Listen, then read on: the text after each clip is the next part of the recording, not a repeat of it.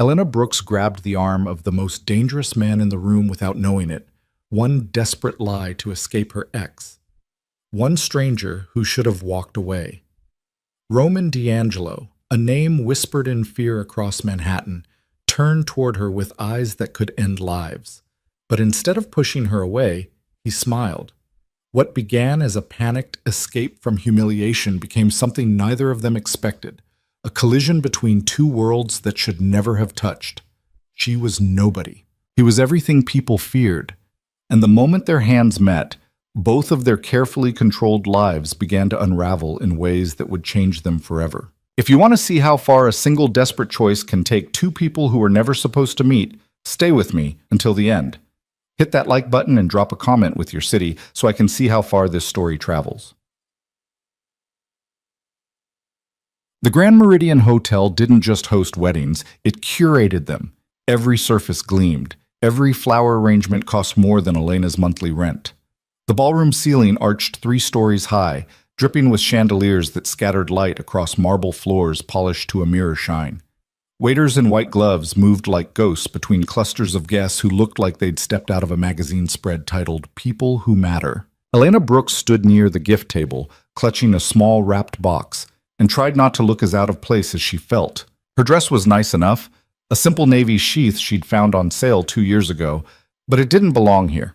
Not among the women draped in silk and designer labels, their jewelry catching the light with every careless gesture. She'd come only because Marissa Chen had been her roommate junior year, back when Marissa still ate ramen and complained about student loans. That version of Marissa felt like a different person now. The bride gliding across the ballroom in a custom Vera Wang gown, laughing with people who summered in the Hamptons, bore almost no resemblance to the girl who used to borrow Elena's sociology notes. Elena had planned to stay 15 minutes, drop the gift, say a quick hello if Marissa wasn't too busy, then slip out before anyone noticed she didn't fit. She should have left 10 minutes ago. Elena! The voice behind her hit like cold water down her spine. She turned slowly, already knowing what she'd see. Derek Hale stood 3 feet away, champagne flute in hand, looking exactly as polished and self-satisfied as the last time she'd seen him, 18 months ago. The night he'd told her she wasn't ambitious enough, wasn't interesting enough, wasn't enough to justify the effort of staying. "I thought that was you," Derek said, his smile sharp at the edges. "What are you doing here?" The question carried a weight that had nothing to do with curiosity. It was an accusation dressed up as small talk. "What are you doing in a place like this? Among people like us?" "Marissa invited me," Elena said, keeping her voice steady. "We went to school together." Right. Derek nodded like he'd just remembered something trivial. "Columbia, wasn't it? Liberal arts?" "Comparative literature." "That's what I said." He took a sip of champagne, his eyes traveling over her dress with the kind of assessment that made her skin crawl. "So what are you up to these days? Still working at that coffee shop?" That coffee shop, like it was a phase, a mistake, something she should have outgrown by now. "Yes," Elena said, "still there." "Huh." Derek's smile widened. "That's nice, honest work and all that." Behind him, a blonde woman in a silver gown appeared, sliding her hand onto his arm with the casual possessiveness of someone who'd done it 1,000 times. She was stunning in that effortless way that came from good genes and better skincare. Her smile was bright, curious, and just a little bit pitying. "Who's this?" the woman asked. "Nobody," Derek said smoothly. "Just an old friend." The word friend felt like a slap. Elena's hands curled into fists at her sides. She could feel the heat rising in her chest, that horrible mix of anger and humiliation that made her want to either scream or disappear, preferably both. "I should go," she said abruptly. "Already?" Derek's eyebrows lifted. "You just got here." "I have to work early tomorrow." "On a Sunday?" He laughed, a short bark of disbelief. "Come on, Elena, stay. Have a drink. Enjoy yourself." There was something cruel in the way he said it, like he knew she wouldn't, like he was daring her to admit she didn't belong. Elena turned away without answering, her throat tight, her vision blurring at the edges.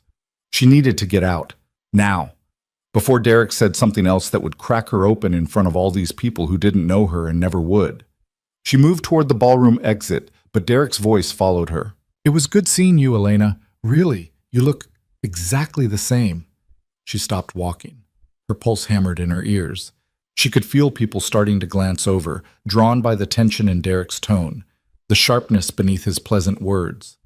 In another few seconds, this would become a scene, a story. Did you see that girl Derek used to date? She showed up looking like...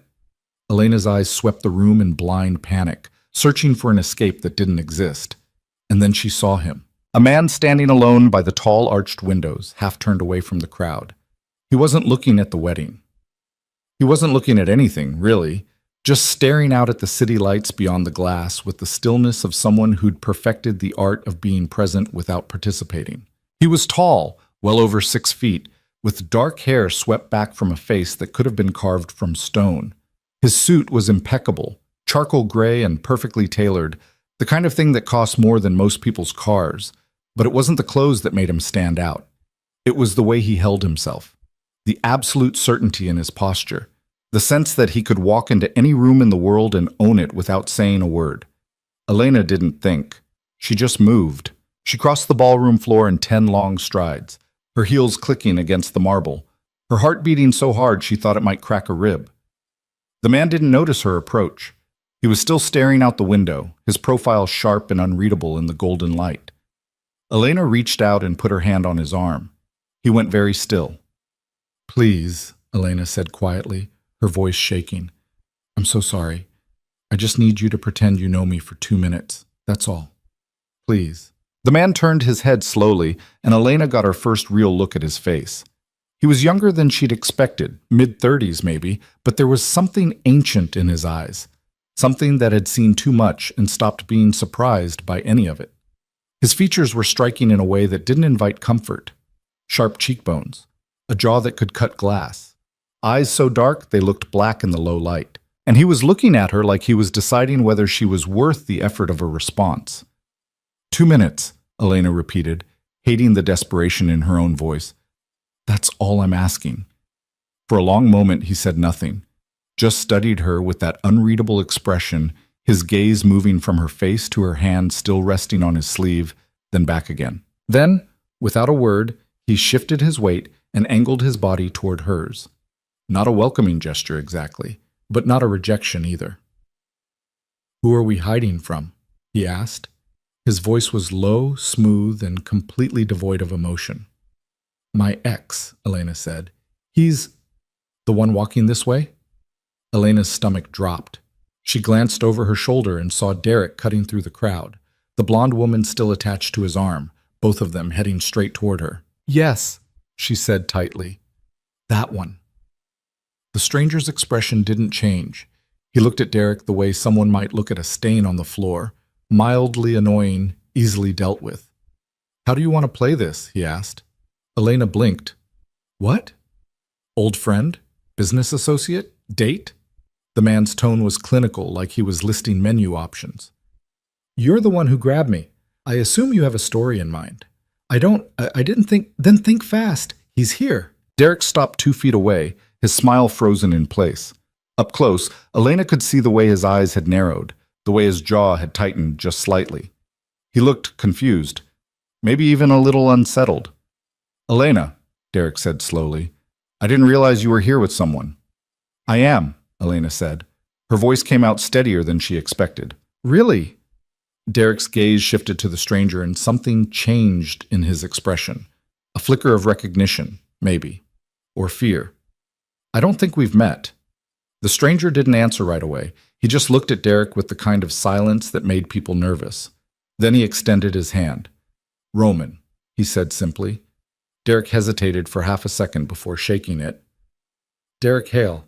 I'm an old friend of Elena's." "Is that right?" Roman's tone suggested he didn't believe it and didn't care either way.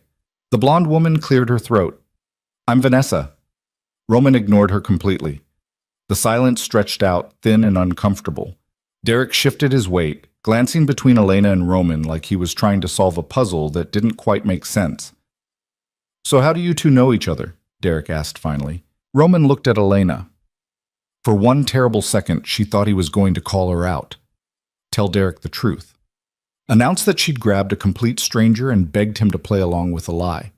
Instead, he smiled. It wasn't a warm smile. It didn't reach his eyes. But it was enough. "We met through mutual friends," Roman said smoothly, "a few months ago." Elena's heart was pounding so hard she could barely hear her own thoughts. She nodded, trying to look like that was true, like she hadn't just made the most impulsive decision of her life 30 seconds ago. "That's great," Derek said. He didn't sound like he thought it was great. He sounded like he'd just been handed information that didn't fit the narrative he'd constructed. "Really great." Roman's hand moved to the small of Elena's back, a gesture so natural and possessive that it sent a jolt of electricity up her spine. "We should get back to our table." "You're sitting?" Derek's eyebrows shot up. "I didn't see you at the ceremony." "We came late," Roman said. His tone made it clear the conversation was over. Derek opened his mouth like he wanted to say something else, but Vanessa tugged on his arm. "Come on, babe. Let's get another drink." He let himself be pulled away, but not before throwing one last look over his shoulder, half confusion, half something that might have been regret. The moment they were out of earshot, Elena exhaled a breath she didn't know she'd been holding. "Thank you," she said quietly. "I'm sorry. I shouldn't have—" "You're shaking," Roman said. Elena looked down at her hands. He was right. They were trembling. "I'm fine," she said quickly. Thank you, really. I'll leave you alone now." She started to pull away, but Roman's hand stayed where it was, warm and solid against her back. "Stay," he said. Elena froze. "What?" "If you walk away now, he'll know it was fake." Roman nodded toward the far side of the room, where Derek and Vanessa had stopped to talk to another couple. Derek kept glancing in their direction. "Give it a few more minutes." He was right. Of course he was right. Elena swallowed hard and nodded. "Okay," she said. "A few more minutes." Roman guided her toward a quieter corner of the ballroom, away from the worst of the crowd. They stopped near a long table covered in white cloth and scattered rose petals, close enough to the wall that Elena felt like she could breathe again. "You didn't have to do that," she said after a moment. "No," Roman agreed. "I didn't." "Why did you?" He was quiet for a beat, his gaze fixed on something across the room. When he finally looked at her, his expression was unreadable. "You looked like you needed it," he said simply. It wasn't a compliment, it wasn't even particularly kind, but something about the bluntness of it, the lack of pity or judgment, made Elena's chest ache. "I did," she admitted. "Need it, I mean." Roman nodded once, like that settled something. They stood there in silence for a moment, the noise of the wedding swirling around them. Laughter, music, the clink of glasses. Elena snuck a glance at the man beside her, trying to figure him out. He didn't look like the kind of person who went to weddings. He looked like the kind of person who bought buildings and fired people before breakfast. "Do you know Marissa?" Elena asked. "Or her husband?" "No." "Then why are you here?" "Business," Roman said. He didn't elaborate. "That's vague." "It is." Elena almost smiled despite herself. "You're not much of a talker, are you?" "Not usually." "So I'm the exception?" Roman's mouth twitched, just barely. It might have been the start of a smile. Or maybe Elena just imagined it. "Something like that," he said. Another silence fell, but this one didn't feel as heavy. Elena found herself relaxing, just a little, enough to stop clenching her fists.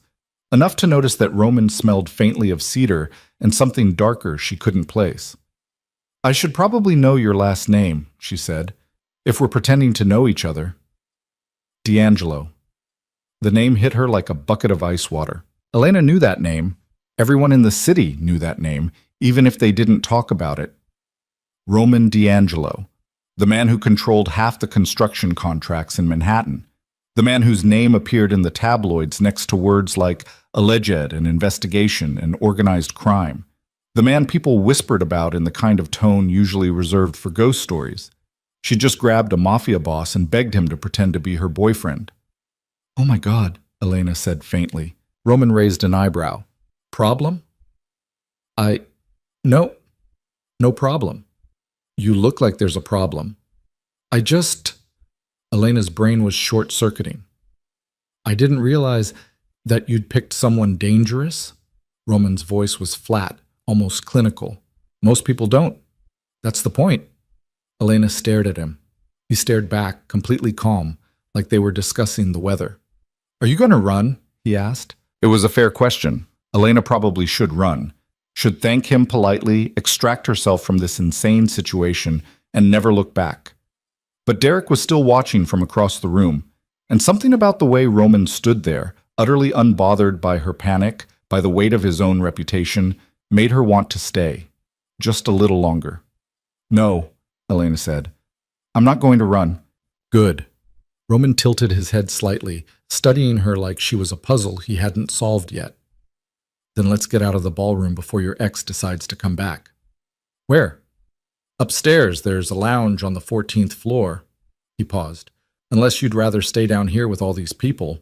Elena looked around the ballroom, at the champagne towers and designer gowns, and people who made her feel like she was made of something cheaper, something less. Then she looked back at Roman, at the strange, dangerous man who'd helped her without asking for anything in return. No, she said quietly. I don't want to stay here. Then come with me. He didn't offer his arm, didn't try to touch her again, just started walking toward the exit like he knew she'd follow. And after a heartbeat of hesitation, Elena did. The 14th floor lounge was nothing like the ballroom, where the wedding reception had been all glitter and noise. This space was dark, intimate, and almost aggressively sophisticated. Low leather couches, dim amber lighting, a long mahogany bar where a single bartender polished glasses with the kind of focus usually reserved for surgery. Roman walked straight to a corner booth, the kind tucked away from the rest of the room, and sat down. Elena slid in across from him, her pulse still racing, her thoughts still tangled. A waiter appeared almost instantly. Mr. D'Angelo, the usual? Yes, and whatever she's having. The waiter looked at Elena expectantly. Red wine, she said. Anything is fine. The waiter nodded and disappeared. Elena folded her hands on the table and tried to look like she hadn't just accidentally stumbled into the orbit of one of the most dangerous men in the city. You come here a lot, she said. It wasn't a question. Sometimes. For business. Yes. Elena waited for him to elaborate. He didn't. You really don't like talking, do you? She said.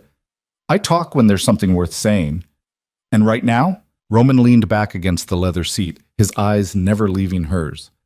Right now I'm trying to figure out what you're still doing here. What do you mean? You got what you needed. Your ex saw us together. He'll leave you alone now. Roman's voice was matter of fact. You could walk out that door and never see me again, so why haven't you?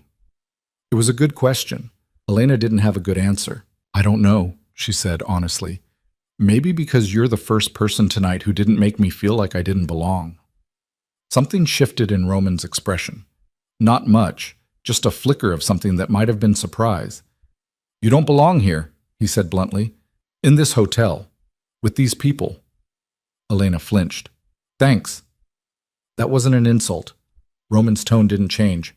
I meant you're better than this, better than him. The waiter returned with their drinks, a tumbler of whiskey for Roman, a generous glass of red wine for Elena. She picked it up and took a long sip, buying herself time to think. You don't know me, she said finally. You don't know if I'm better than anything. I know you didn't want to be down there. Roman lifted his glass but didn't drink. I know you grabbed a stranger instead of facing your ex alone, and I know you're still sitting here even though you just figured out who I am. Maybe I'm just stupid. You're not stupid. How do you know? Because stupid people run when they find out my name. You didn't. Elena set her glass down carefully. Should I be running? Roman considered the question for a long moment. Then he smiled, a real smile this time, small and almost sad. Probably, he said, but he said it like he didn't want her to. They sat in silence for a while, sipping their drinks, the noise from the bar a low hum in the background. Elena found herself studying Roman's face, trying to reconcile the man across from her with the stories she'd heard. He didn't look like a monster. He looked tired, guarded, like someone who'd built walls so high he'd forgotten what it felt like to let anyone in. Can I ask you something? Elena said. You can ask. Why did you really help me? Downstairs. Roman's eyes darkened. I told you. You looked like you needed it. That's not a reason. It's the only one I have. Elena shook her head slowly. I don't believe you. Then don't. You could have ignored me, walked away, but you didn't. Why? Roman was quiet for so long that Elena thought he wasn't going to answer. Then he set his glass down and leaned forward, his elbows resting on the table, his gaze locked on hers. Because you reminded me of something, he said finally. What? What it feels like to be brave when you're terrified. The words hung in the air between them, raw and unguarded. Elena's breath caught in her throat. I wasn't brave, she said softly. I was desperate. Same thing sometimes. Elena didn't know what to say to that, so she didn't say anything, just looked at Roman and tried to understand how someone like him, someone who radiated power and control, could know what desperation felt like. Tell me about your ex, Roman said abruptly. Elena blinked. What? Derek, the one who made you run. Why do you want to know?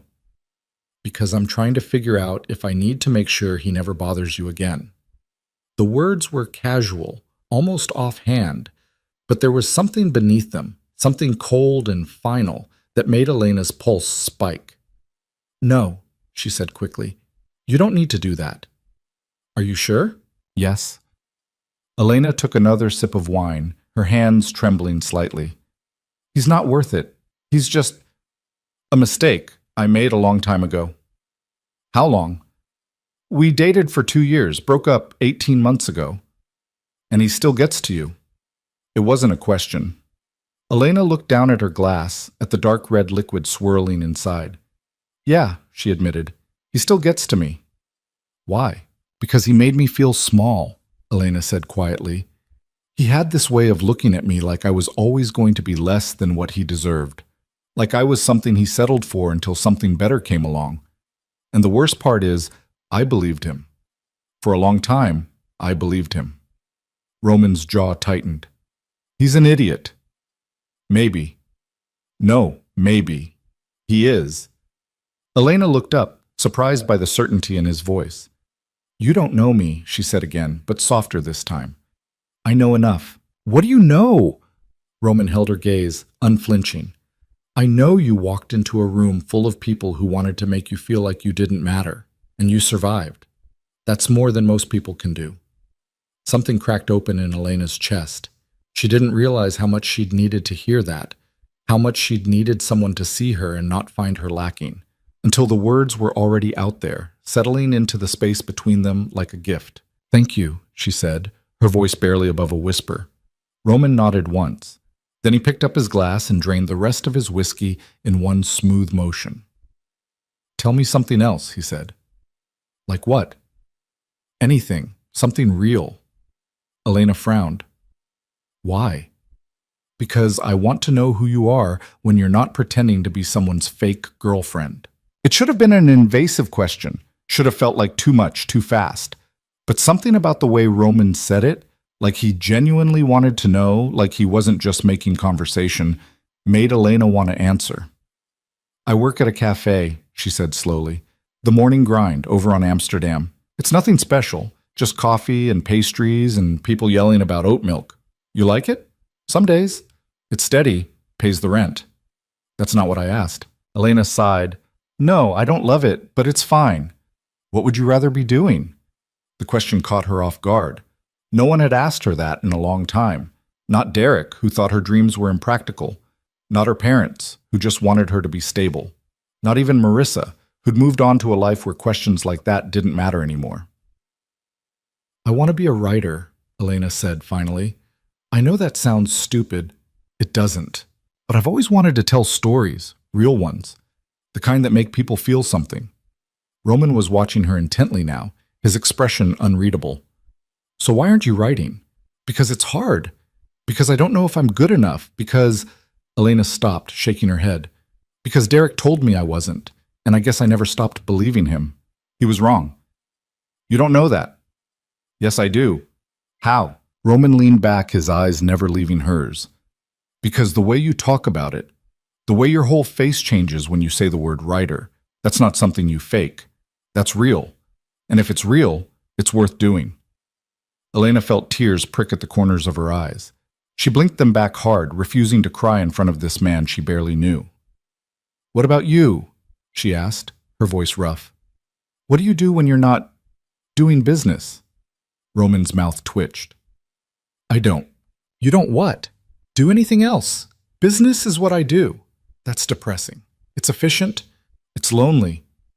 The word landed between them like a stone dropped into still water. Roman's expression hardened, but he didn't look away. "Maybe," he said quietly. "Don't you have people, friends, family?" "I have people who work for me." "That's not the same thing." "No," Elena said, "it's not." They sat in silence again, but this time it felt heavier. Sadder. Like they'd both said things they hadn't meant to say, revealed things they usually kept hidden.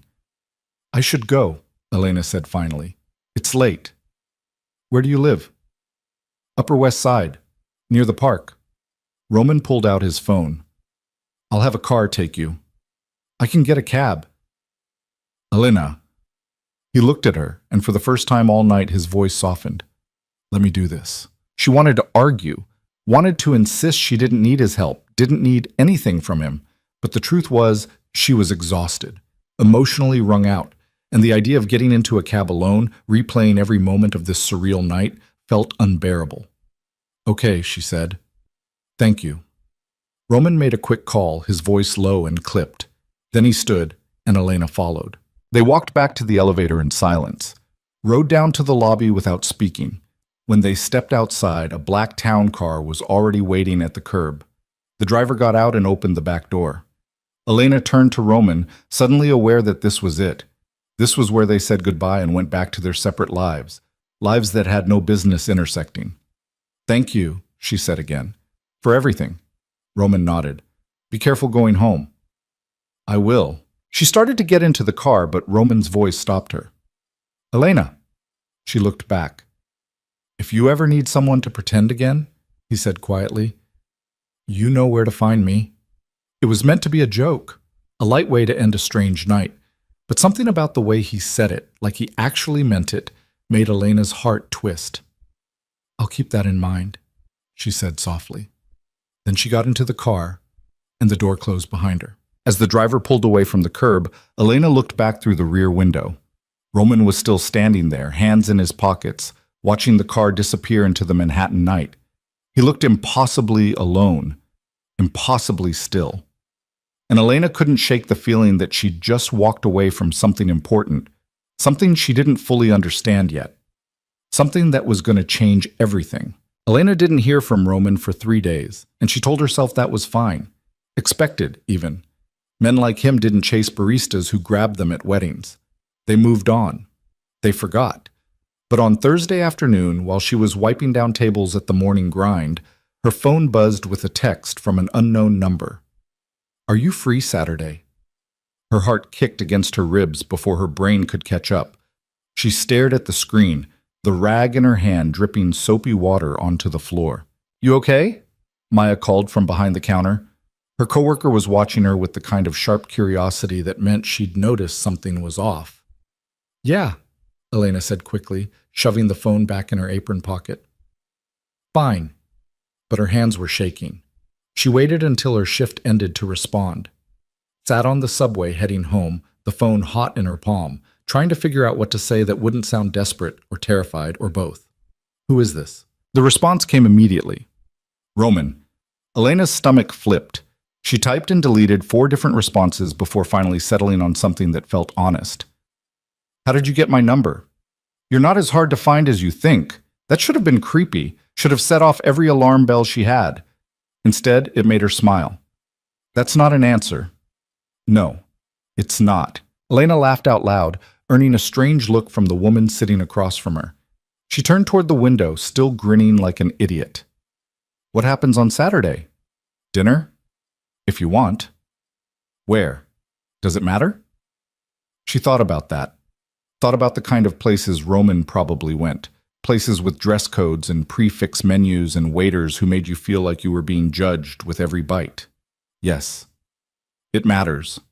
A pause. Then, somewhere quiet. No one will stare at you. The thoughtfulness of it caught her off guard. He'd remembered. The way she'd felt in that ballroom, the weight of all those eyes. He'd remembered, and he was trying to make this easier. Okay. Saturday. I'll pick you up at 7. You don't know where I live? Yes, I do. Elena should have pushed back on that, should have demanded to know how he knew, should have insisted on meeting him somewhere public. But she didn't. Because part of her, the reckless, impulsive part that had grabbed his arm 3 nights ago, wanted to see what would happen if she just said yes. Fine. 7. She didn't hear from him again until Saturday evening, when a black town car pulled up outside her apartment building at exactly 7 o'clock. Elena had spent 2 hours getting ready, trying on 6 different outfits before settling on a dark green dress that made her feel almost confident.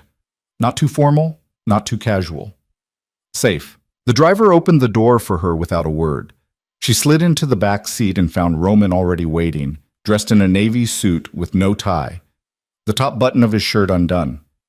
He looked at her for a long moment, his expression unreadable.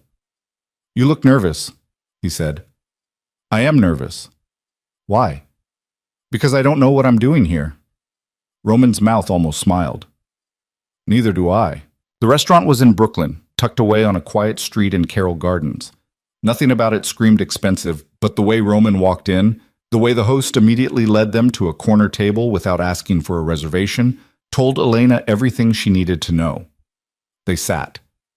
A waiter appeared with water and menus, then disappeared. Do you own this place? Elena asked. No. But you know the owner. Something like that. Elena opened her menu and pretended to read it, even though her brain was too busy cataloging every detail to actually process the words. The way Roman sat across from her, completely relaxed. The way his hands rested on the table, scarred and strong. The way he was watching her like she was the only person in the room. Order whatever you want, Roman said. What if I order the most expensive thing on the menu? Then I'll know you're testing me. Elena looked up, surprised. Would that bother you?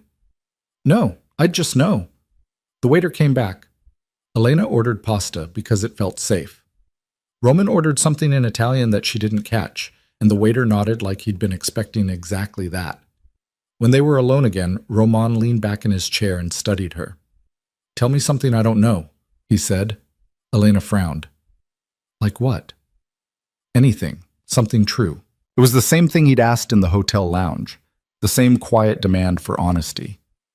I've been thinking about you, Elena said before she could stop herself.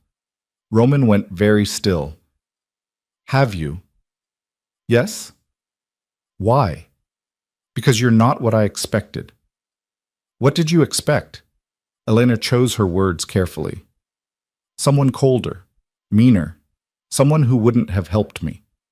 Maybe I am all those things. Are you? Roman was quiet for a moment. Then he said, Yes, most of the time. But not with me. No, not with you. Why not? He didn't answer right away, just looked at her with those dark, unreadable eyes like he was trying to figure out how much truth he could afford to give her. Because you don't expect anything from me, he said finally. Everyone else does. They want something. Money, protection, favors. But you just wanted 2 minutes of my time, that's all. And when it was over, you were ready to walk away. I didn't walk away, Elena pointed out. I'm sitting here. You almost did. So did you. Roman's mouth twitched. Fair enough. Their food arrived, and for a while they ate in comfortable silence. The pasta was perfect, simple, rich, the kind of thing that made Elena want to close her eyes and savor every bite. She caught Roman watching her and felt her cheeks heat. What? She said. Nothing. You just look like you're enjoying that. I am. It's really good. Better than the cafe? Elena laughed. Way better. Though don't tell my boss I said that. Your secret's safe with me. They kept talking, the conversation flowing easier than it had any right to. Elena told him about her apartment, a cramped studio with a view of a brick wall, and the regular customers at the cafe who drove her crazy. Roman didn't say much about his own life, but he listened like every word mattered, like he was filing it all away somewhere safe. What about your family? Elena asked eventually. Do you see them much? Roman's expression closed off, just slightly. No. Why not? Because I made choices they didn't agree with. What kind of choices? He looked at her for a long moment, and Elena wondered if she'd pushed too far. Then he said, "The kind that keep them safe by keeping them away from me." The words landed heavy between them. Elena set down her fork. "That must be lonely," she said quietly. "It is what it is." "That's not an answer." "No, it's not." Elena reached across the table and touched his hand, just for a second, just long enough to let him know she'd heard what he wasn't saying. Roman's fingers twitched, like he wanted to hold on but didn't know how. "Tell me about your writing," he said, changing the subject. Elena pulled her hand back, suddenly self-conscious. "There's not much to tell." "You said you wanted to be a writer. What do you write?" "I don't." "Not really. I have a notebook full of half-finished stories and ideas that go nowhere." "Why?" "Because I'm scared they're terrible. Because I don't know if I have anything worth saying." "That's an excuse." Elena bristled. "Excuse me?" "You're using fear as a reason not to start. But fear doesn't mean you're not good enough. It just means you care." "That's easy for you to say." "Is it?" Roman leaned forward, his voice dropping.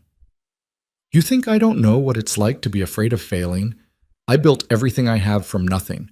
Every decision I make could cost me everything, but I make them anyway because the alternative is standing still."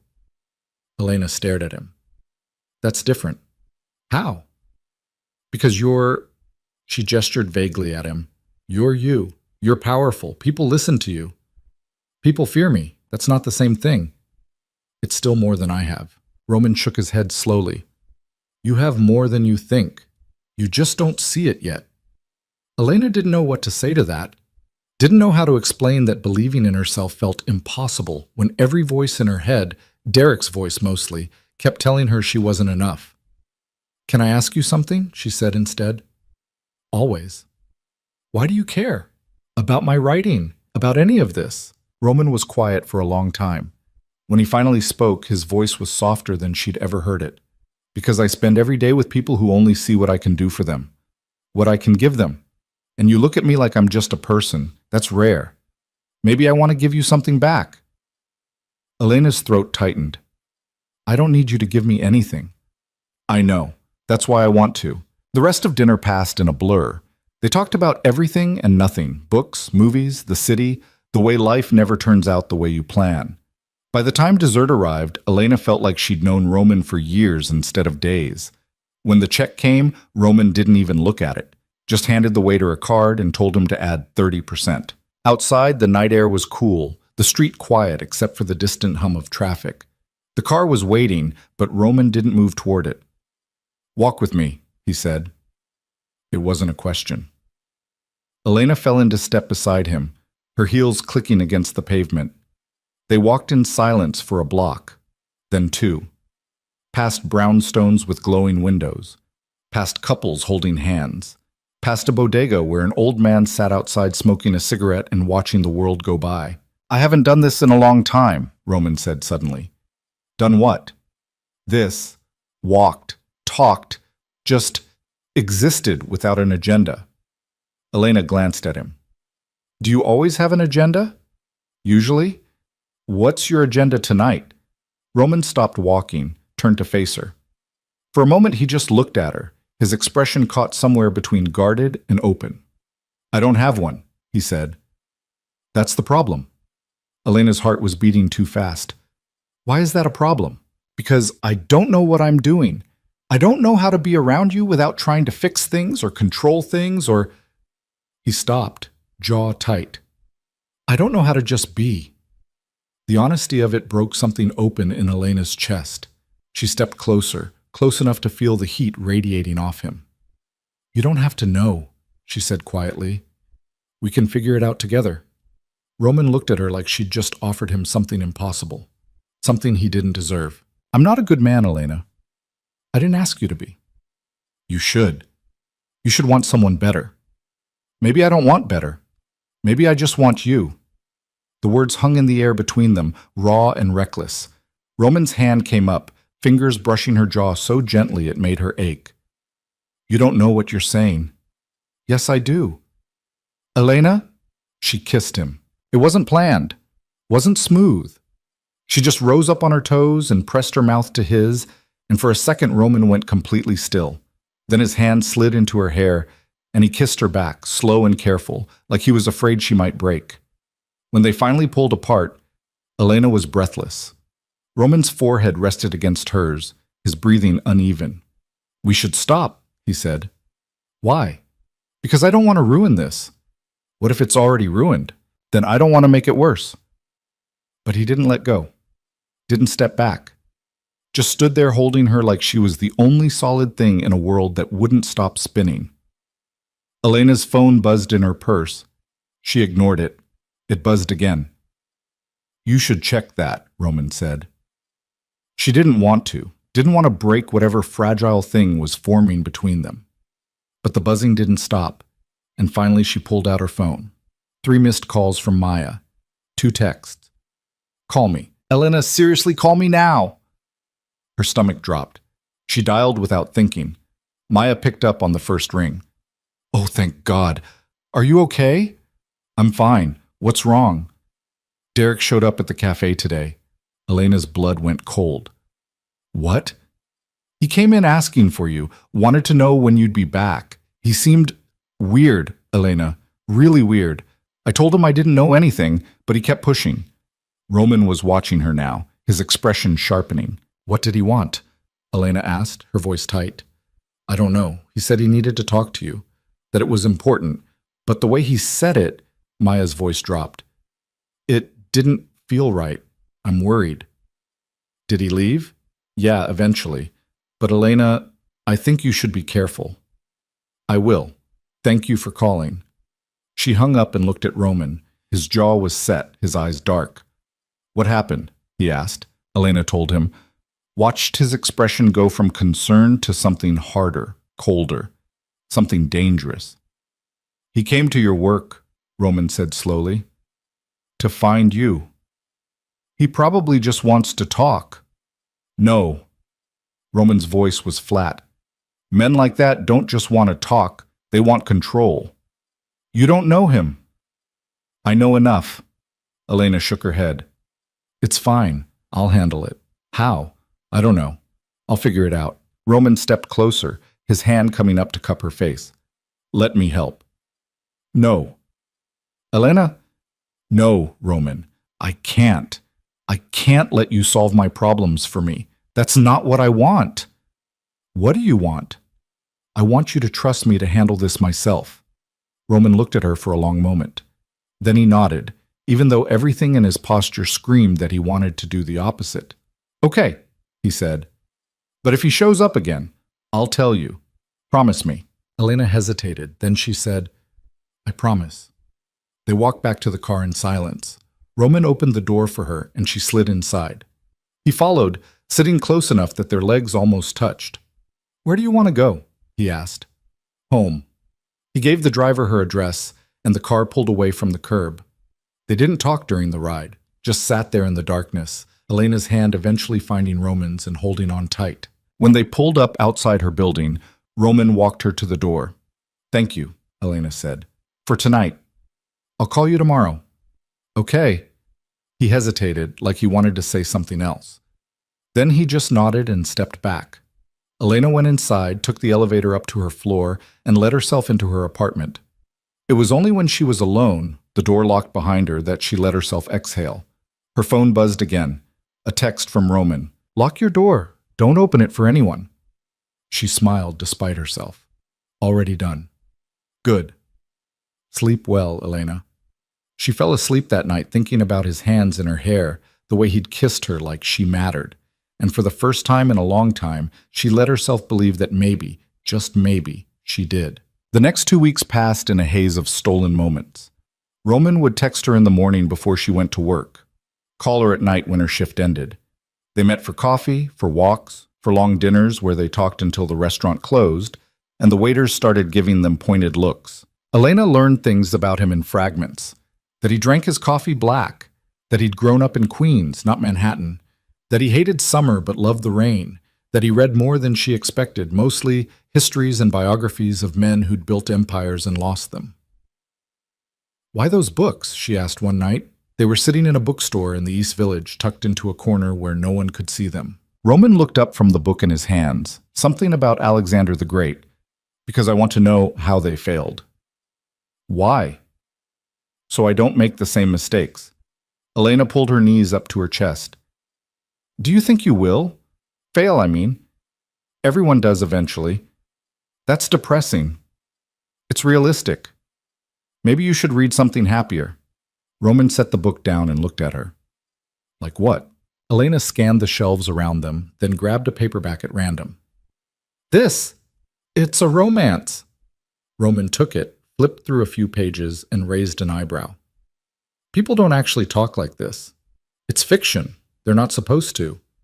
Then what's the point? The point is it makes you feel something. That's what stories do. They let you feel things you're too scared to feel in real life. Roman was quiet for a moment, his thumb tracing the edge of the book's cover. What are you too scared to feel? He asked. Elena's breath caught. I don't know, everything, nothing. It depends on the day. What about today? She looked at him, at the way the bookstore's dim lighting caught the sharp lines of his face. Today, I'm scared I'm getting too attached to you. Roman set the book aside. And that's bad? I don't know yet. He reached out and tucked a strand of hair behind her ear, the gesture so gentle it made her chest ache. I'm scared too, he said quietly. Of what? That I'm going to ruin this, that I'm going to hurt you without meaning to. What if you don't? What if I do? Elena leaned into his touch. Then we'll deal with it. Together. Roman kissed her then, slow and deep, and Elena felt the world narrow down to just the two of them. The bookstore, the rain starting to fall outside, the way his hand cradled the back of her neck like she was something precious. When they finally broke apart, Roman's phone was buzzing. He glanced at it, and his expression hardened. I have to go, he said. Now? Yes, I'm sorry. Elena tried not to let the disappointment show. It's okay. Work, right? Roman's jaw tightened. Something like that. He stood, and Elena followed. Outside, the rain was coming down harder now, turning the streets slick and dark. Roman's car was already waiting. I'll call you later, he said. Be safe. He looked at her like he wanted to say something else. Then he just nodded and got in the car. Elena watched it disappear into the rain, and for the first time since this started, she felt the weight of what she'd gotten herself into. Roman wasn't just a man with a demanding job.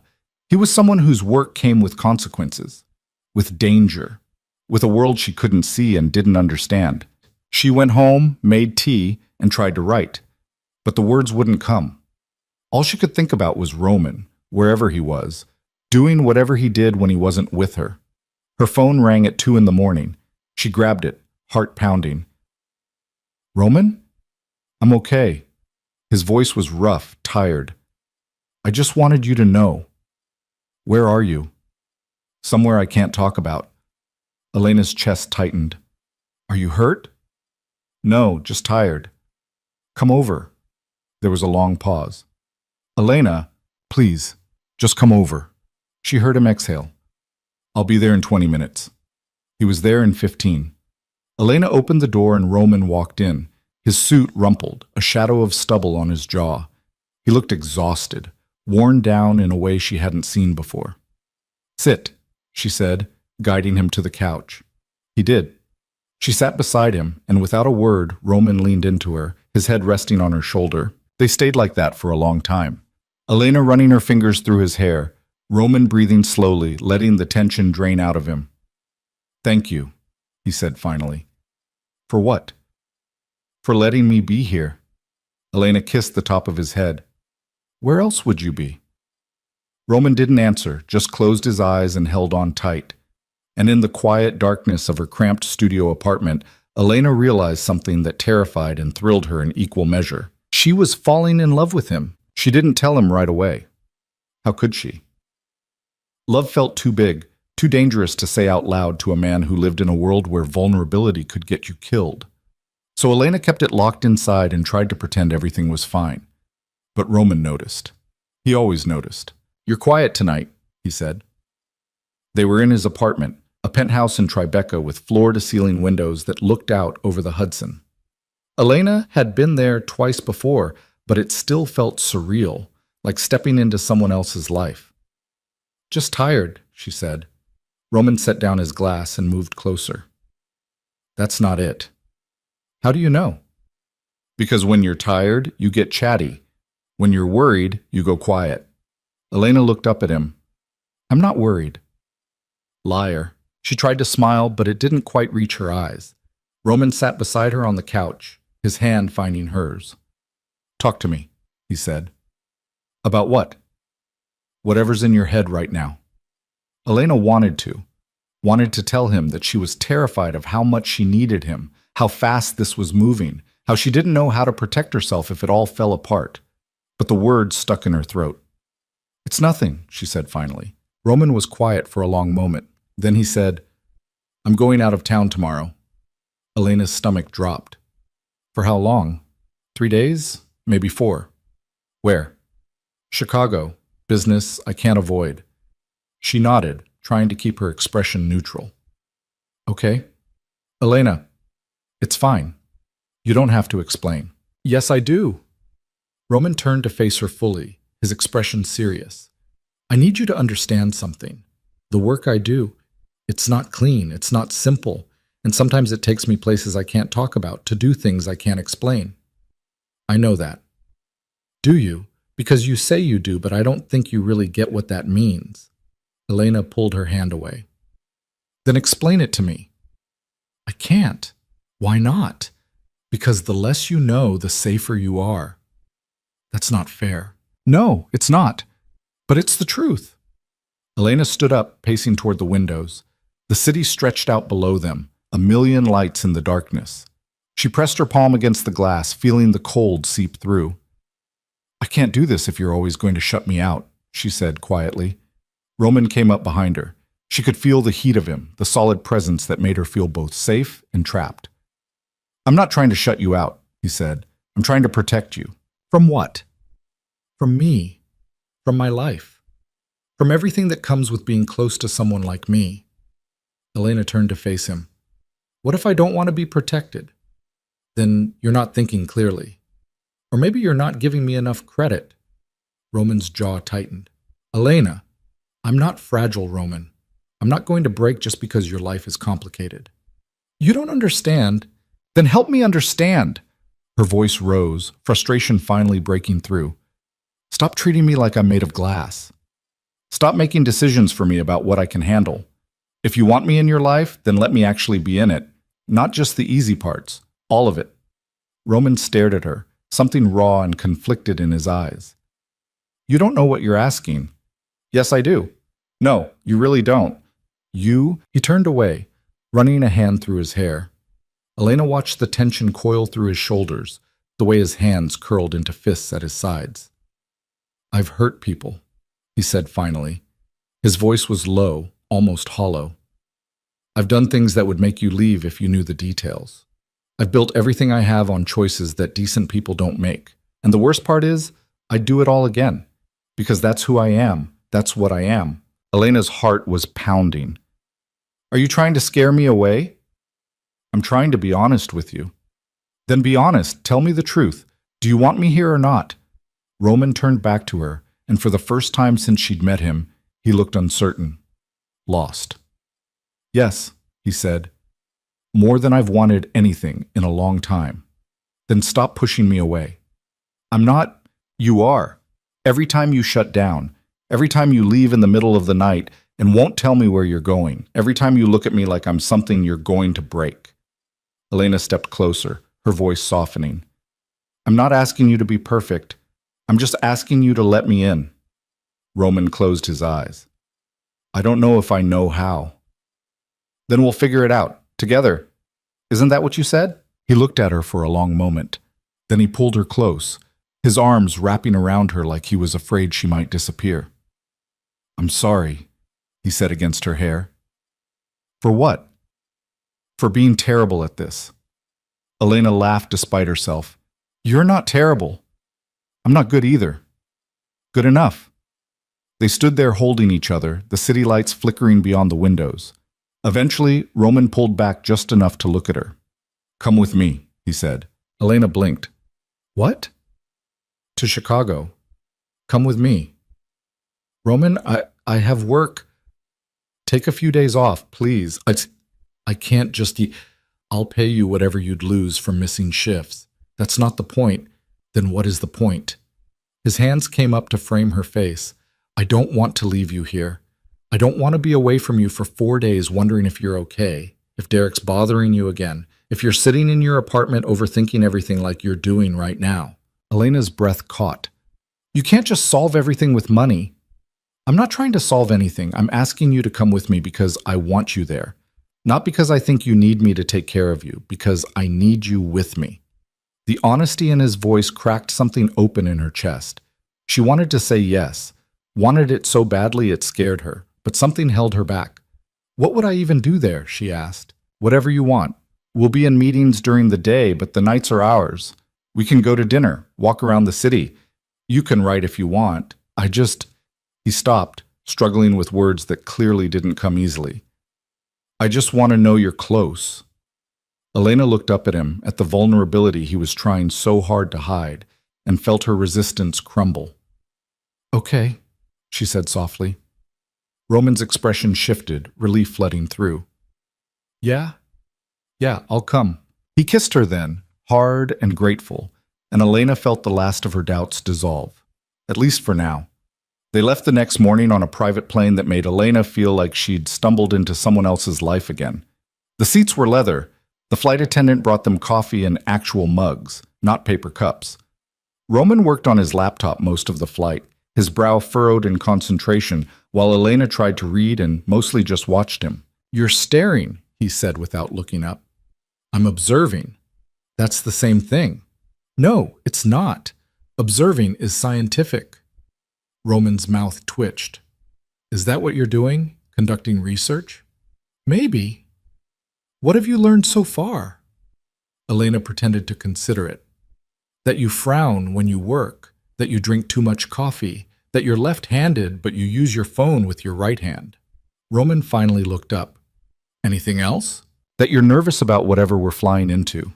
His expression closed off slightly. I'm not nervous. You are. You do this thing with your jaw when you're tense. You've been doing it since we got on the plane. Roman set the laptop aside and leaned back. You're too observant. Is that a bad thing? It could be. Why? Because the more you see, the harder it is for me to hide things from you. Elena's pulse quickened.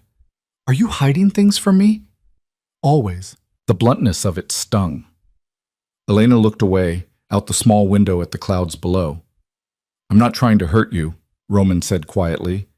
But you wanted honesty. That's honest.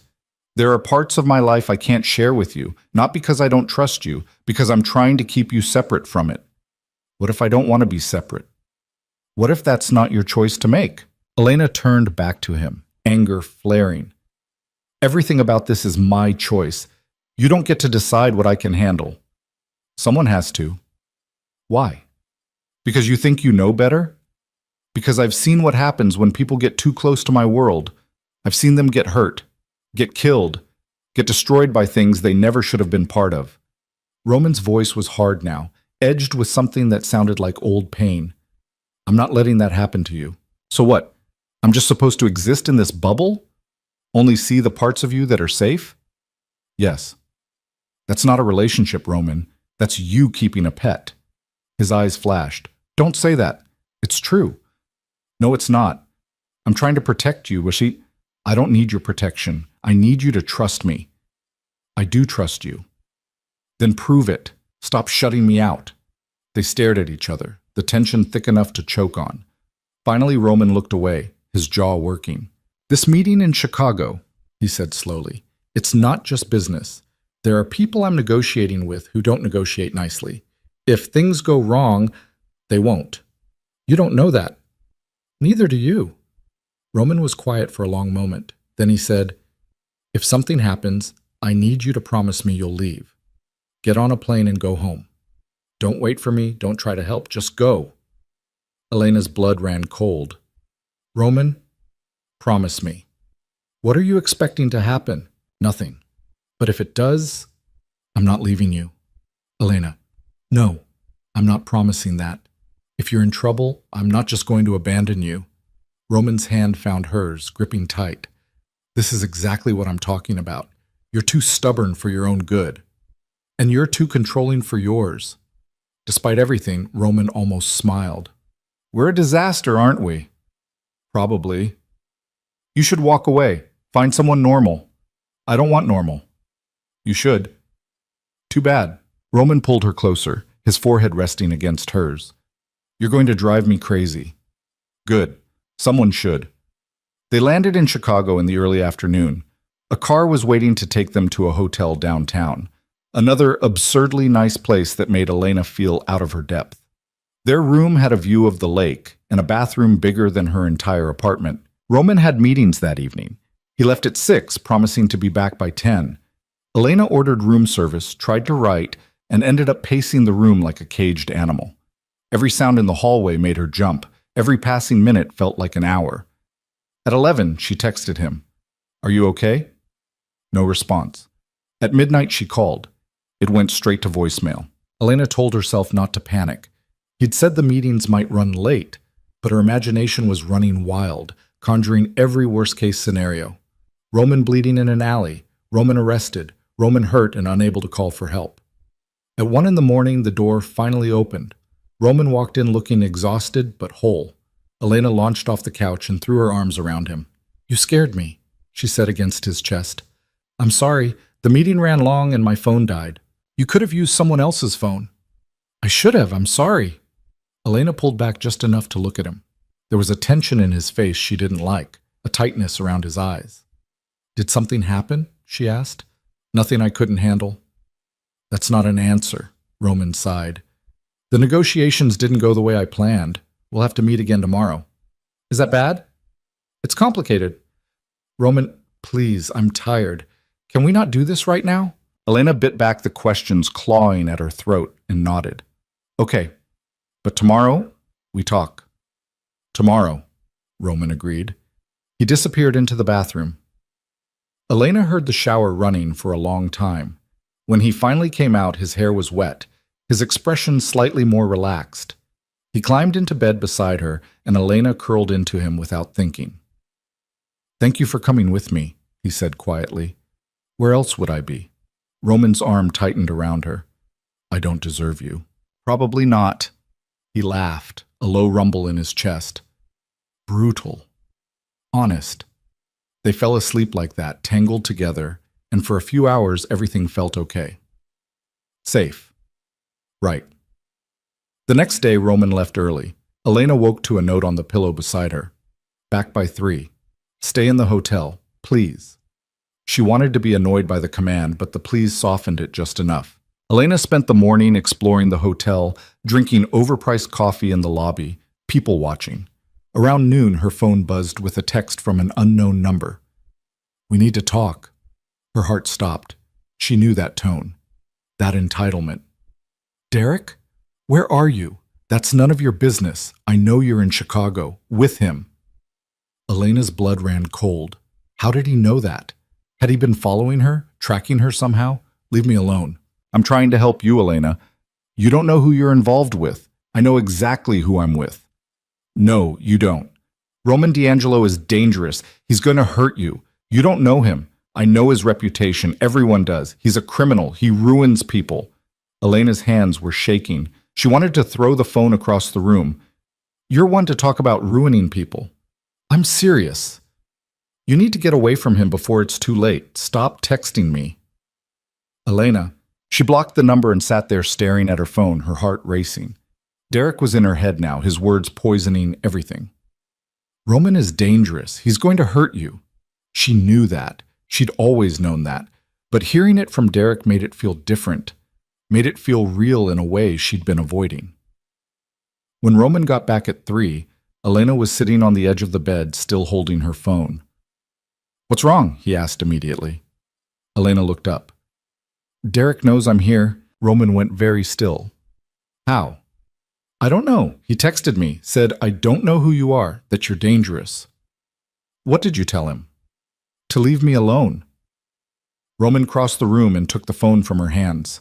He scrolled through the messages, his expression darkening with every line. He's been tracking you, Roman said flatly. How? I don't know, but I'm going to find out. He made a call, speaking in rapid Italian to someone on the other end. Elena caught words like surveillance and location but couldn't follow the rest. When he hung up, his jaw was tight. I'm having someone look into it. In the meantime, you're not going anywhere alone. Roman, I mean it, Elena. If he's tracking you, if he knows where you are, then he's more than just a jealous ex. He's a threat.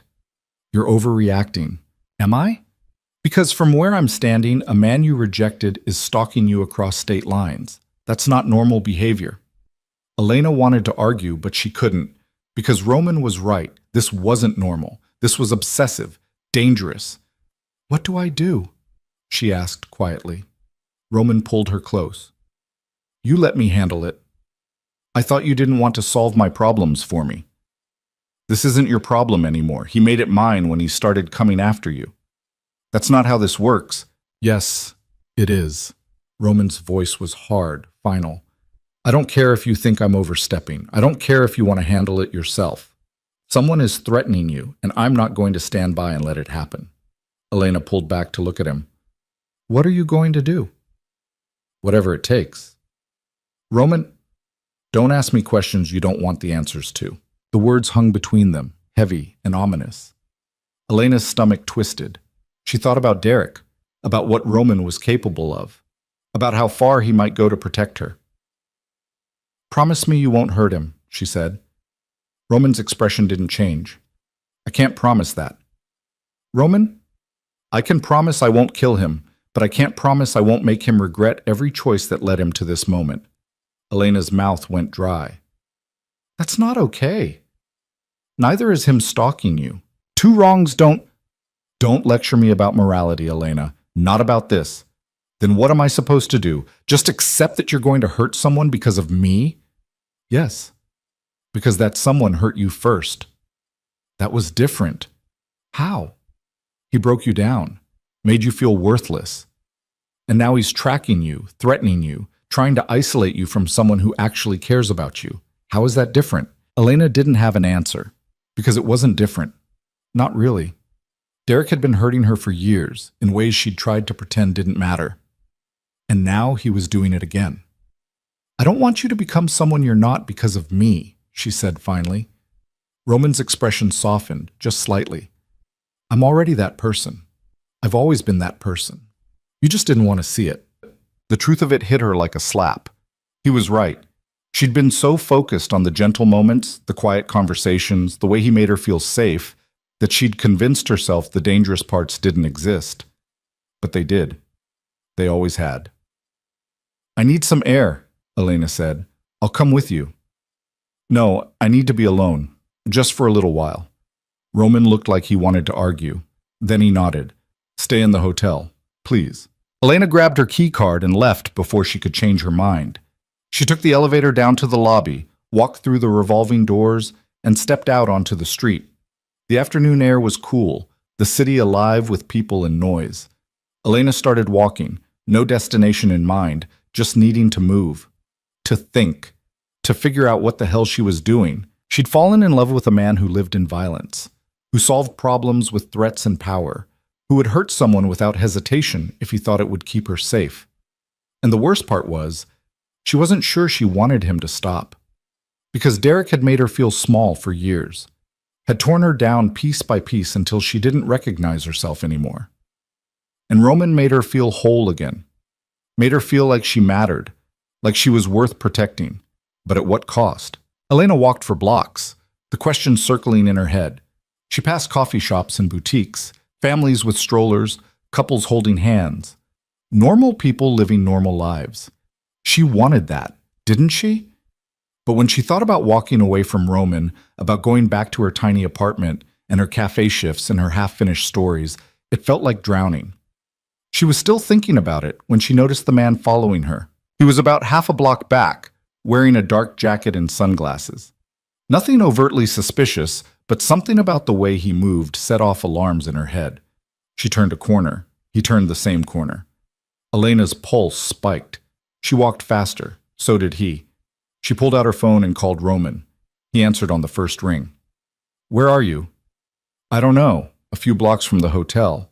Someone's following me." "Are you sure?" "Yes." "Describe him." Elena glanced back. The man was closer now.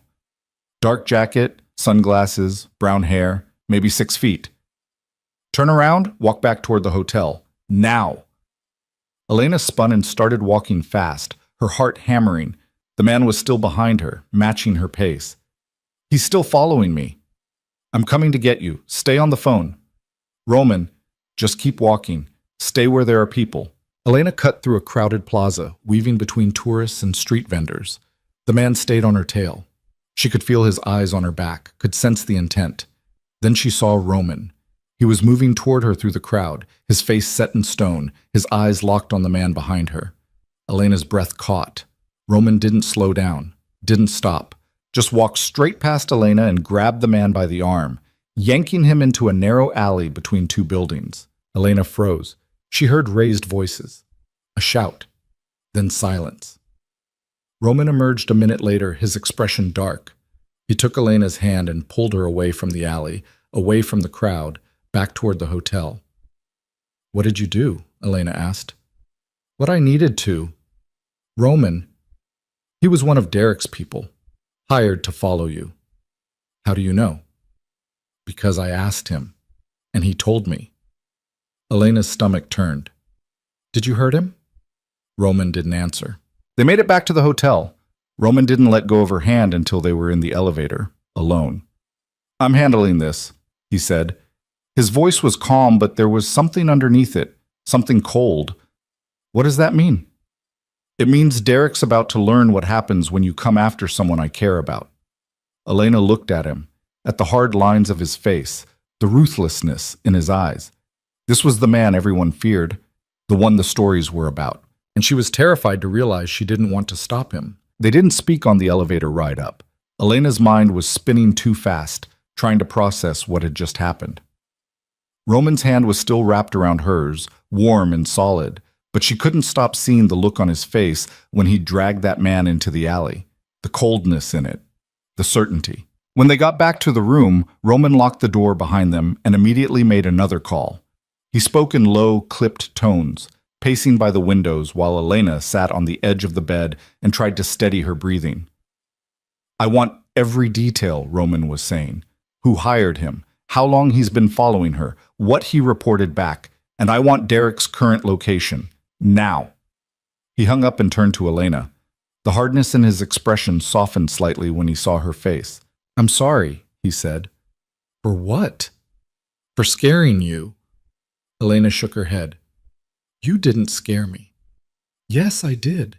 I saw it in your eyes," and she looked down at her hands. "Maybe a little, but not because I thought you'd hurt me, because I saw what you're capable of doing to someone else." Roman crossed the room and knelt in front of her, his hands covering hers. "I would never—" "I know, that's not what I meant." Elena met his gaze. "I saw who you really are. Not the version you show me. The other one. And you hate it." "No, that's the problem. I don't." Roman went very still. "What?"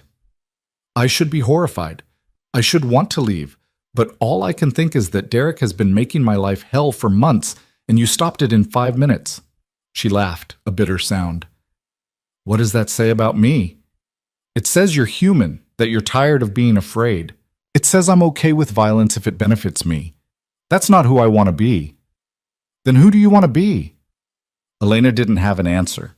She'd spent so long trying to be good, trying to do the right thing, trying to be the kind of person Derek said she should be, but maybe that version of herself was just another cage. "I don't know anymore," she admitted. Roman's thumb traced circles on the back of her hand. "You want to know what I think?" "What?" "I think you're stronger than you give yourself credit for. I think you've been letting people tell you who you should be for so long that you forgot who you actually are." "And who's that?" "Someone brave, someone stubborn, someone who grabbed a stranger at a wedding because she refused to let her ex make her feel small." Roman's voice was quiet, intense. "That's who you are." Not perfect, not always right, but real. Elena felt tears prick her eyes. I don't feel real, I feel lost. Then let me help you find your way back. How? By reminding you what you wanted before anyone told you it was impossible. What did you want, Elena? Before Derek, before all of this, what did you actually want? The question cracked something open in her chest. She thought about the notebooks full of half-finished stories, the dreams she'd tucked away because they felt too big, too unrealistic, the version of herself she'd abandoned somewhere along the way. I wanted to write, she said quietly. I wanted to tell stories that mattered. I wanted to create something that would last longer than I do.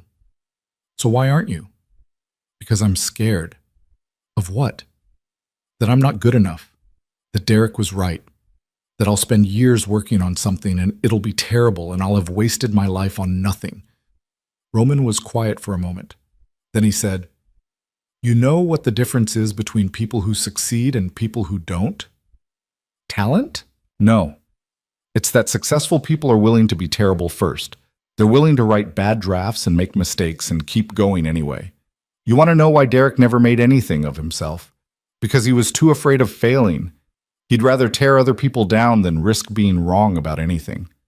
Elena looked at him, at the conviction in his eyes. You really believe that?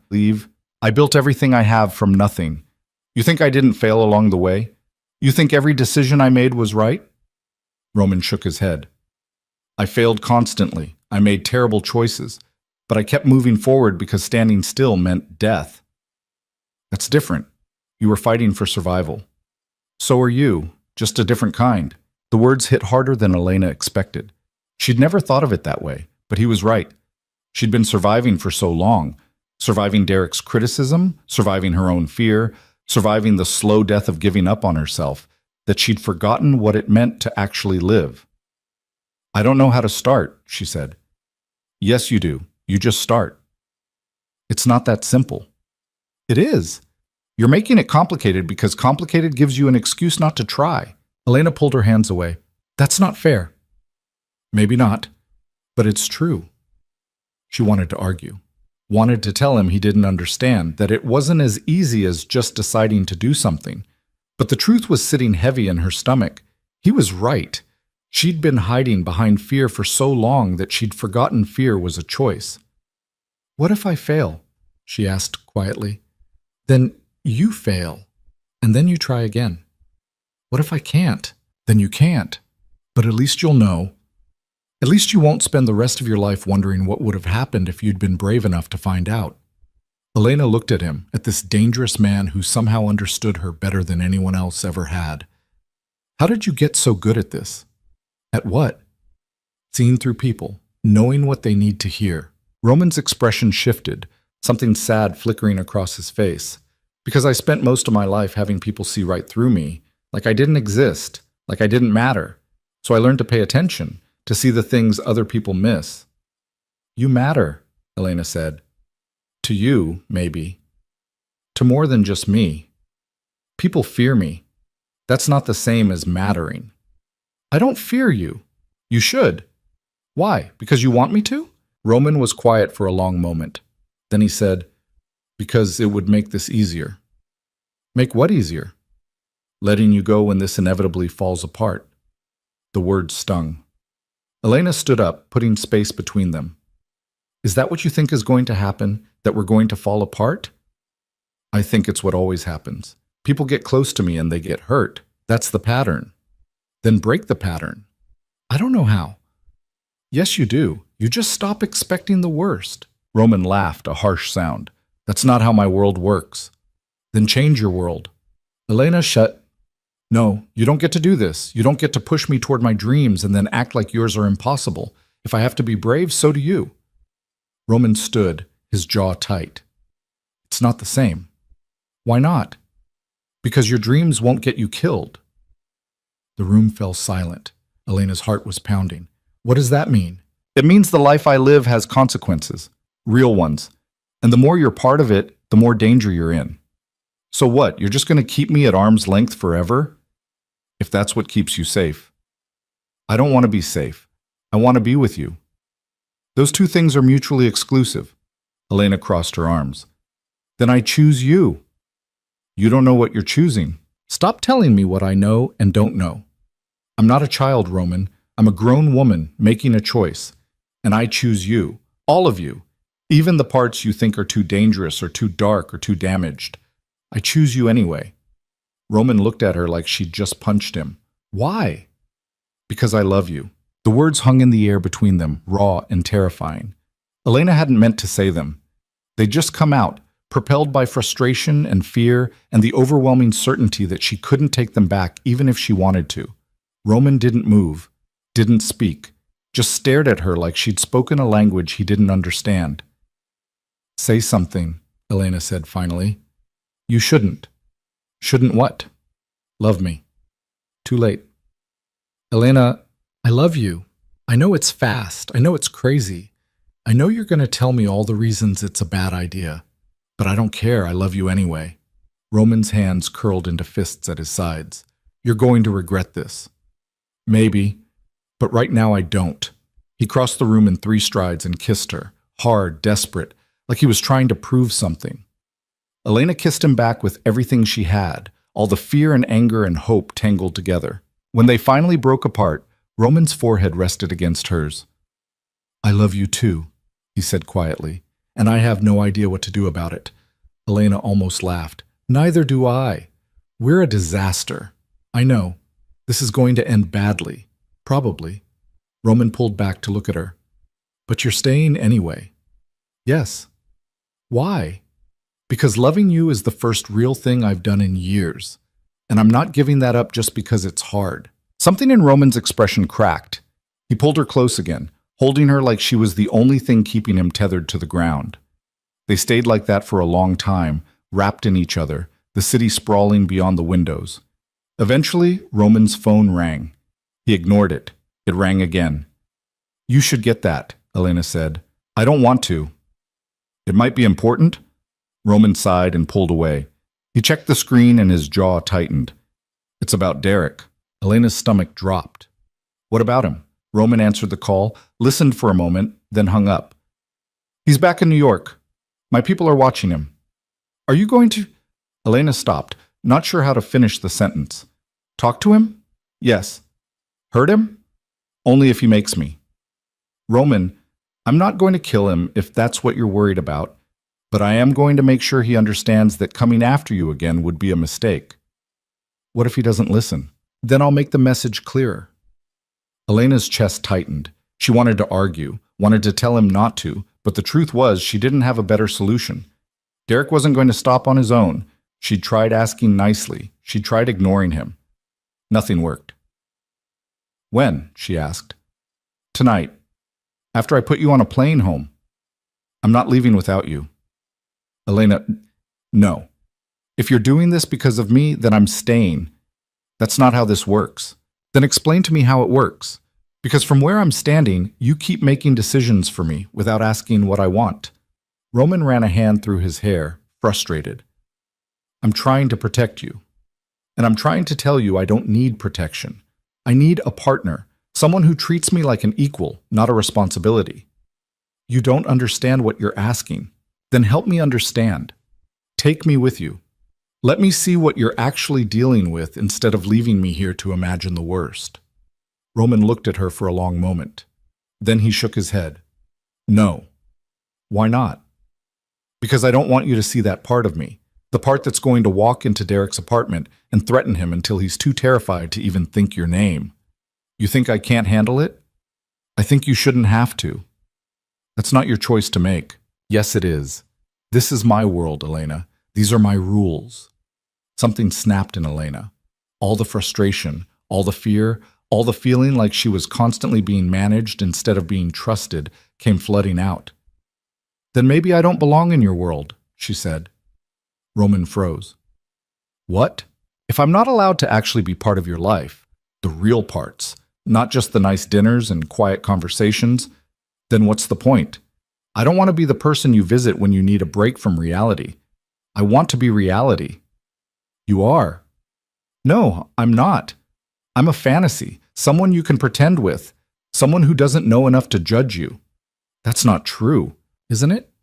You keep me separate from everything that matters. Your work, your people, the choices you make that define who you are. You give me pieces of yourself and expect that to be enough. But it's not. Roman's expression hardened. What do you want from me? I want you to let me in, all the way, not just when it's convenient. Even if it changes how you see me? Even if you end up hating who I really am? Yes, because at least it would be real. They stared at each other, the tension thick enough to cut. Finally, Roman said, "Fine. You want to come? Then come. But don't blame me if you regret it." "I won't." "You don't know that. Neither do you." Roman grabbed his jacket. "We leave in 10 minutes. And Elena?" "What?" "If at any point I tell you to leave, you leave. No arguments, no questions. Understood?" Elena nodded, her heart pounding. Understood. They flew back to New York that night. Roman spent most of the flight on his phone, making calls in Italian that Elena couldn't follow. She tried to read but couldn't focus. Just kept thinking about what was coming, what she was about to see. When they landed, a car was waiting. Roman gave the driver an address Elena didn't recognize, somewhere in the East Village. They drove in silence, the city lights blurring past the windows. "You can still change your mind," Roman said quietly. "I'm not going to. I need you to stay in the car no matter what happens. Okay?" "I'm serious, Elena." I said okay. The car pulled up outside a walk-up building that had seen better days. Peeling paint, cracked steps, windows covered with makeshift curtains. Roman checked his phone, then looked at Elena. "Derek's on the 3rd floor. I'm going up alone. You stay here with Marco." He nodded at the driver. "How long will you be?" "As long as it takes." Roman got out of the car. Elena watched him disappear into the building, her stomach in knots. Marco didn't say anything, just sat there watching the street like this was the most normal thing in the world. 5 minutes passed, then 10. Elena's leg bounced nervously. She kept checking her phone, willing it to buzz with a message from Roman. At 15 minutes, she heard shouting from inside the building. A man's voice, high and panicked. Then Roman's voice, low and calm. Elena's hands gripped the door handle. Marco glanced at her in the rearview mirror. "Miss Elena, Mr. D'Angelo said—" I know what he said. More shouting, the sound of something crashing, then silence. Elena couldn't take it anymore. She opened the door and got out of the car. "Miss Elena, I'm just going to the door, that's all." She crossed the sidewalk and climbed the steps. The building's front door was propped open with a brick. She slipped inside and started up the stairs, her heart hammering. The 3rd floor hallway was narrow and dim. One of the doors was open a crack, light spilling out. Elena moved toward it, her breath shallow. She could hear Roman's voice now, steady and cold. "I'm going to say this once. Stay away from Elena. Don't call her. Don't text her. Don't send people to follow her. Don't even think about her. Because if you do, I will make sure you regret every choice that led you to this moment. Do you understand?" Derek's voice was shaking. "You can't just—" "I can. And I am. You had your chance with her. You threw it away, and now you're trying to ruin her life because you can't stand seeing her happy without you. That ends tonight. She doesn't even know who you are. You're a criminal. You're going to destroy her. That's not your concern anymore." "I'm trying to protect her." "No. You're trying to control her. There's a difference, and she's done being controlled." Elena pushed the door open wider. Roman was standing in the middle of a cramped studio apartment, his back to her. Derek was sitting on a ratty couch, his face pale, his hands trembling. Roman turned when he heard the door. His expression flickered from surprise to anger. "I told you to stay in the car," he said quietly. "I know." Derek's eyes went wide when he saw her. "Elena, don't," she said. Her voice was steadier than she expected. "Don't say my name. Don't look at me. We're done. We've been done for a long time. You just refuse to accept it." "He's manipulating you," Derek said desperately. "Can't you see that? The only person who ever manipulated me was you. You made me feel worthless. You made me doubt everything about myself. And now you're stalking me because you can't handle the fact that I moved on. I was trying to help." "No. You were trying to make yourself feel important by making me feel small. And I'm done letting you." Derek looked between her and Roman, something crumbling in his expression. "You've changed." "Yes, I have. and it's the best thing that ever happened to me. She turned and walked out of the apartment. Roman followed, pulling the door shut behind them. They walked down the stairs in silence, out to the car where Marco was waiting. Inside, Elena's hands started shaking. The adrenaline was crashing, leaving her hollow and exhausted. "Are you okay?" Roman asked. "I don't know. You shouldn't have come up." "I know, but I needed to. I needed to see him, to tell him it was over. Really over." Roman pulled her close. "I'm proud of you." "For what?" "For standing up for yourself. For not needing me to fix it for you." Elena laughed shakily. "You're the one who threatened him." "But you're the one who ended it. That was all you." They rode back to Roman's apartment in silence. When they got there, Elena collapsed on the couch, suddenly exhausted down to her bones. "I need to tell you something," Roman said. Elena looked up. "What?" "I found a space. For your cafe. For your bookstore. Whatever you want it to be." Her heart stopped. "What?" "There's a corner storefront in the West Village. It's been empty for 2 years.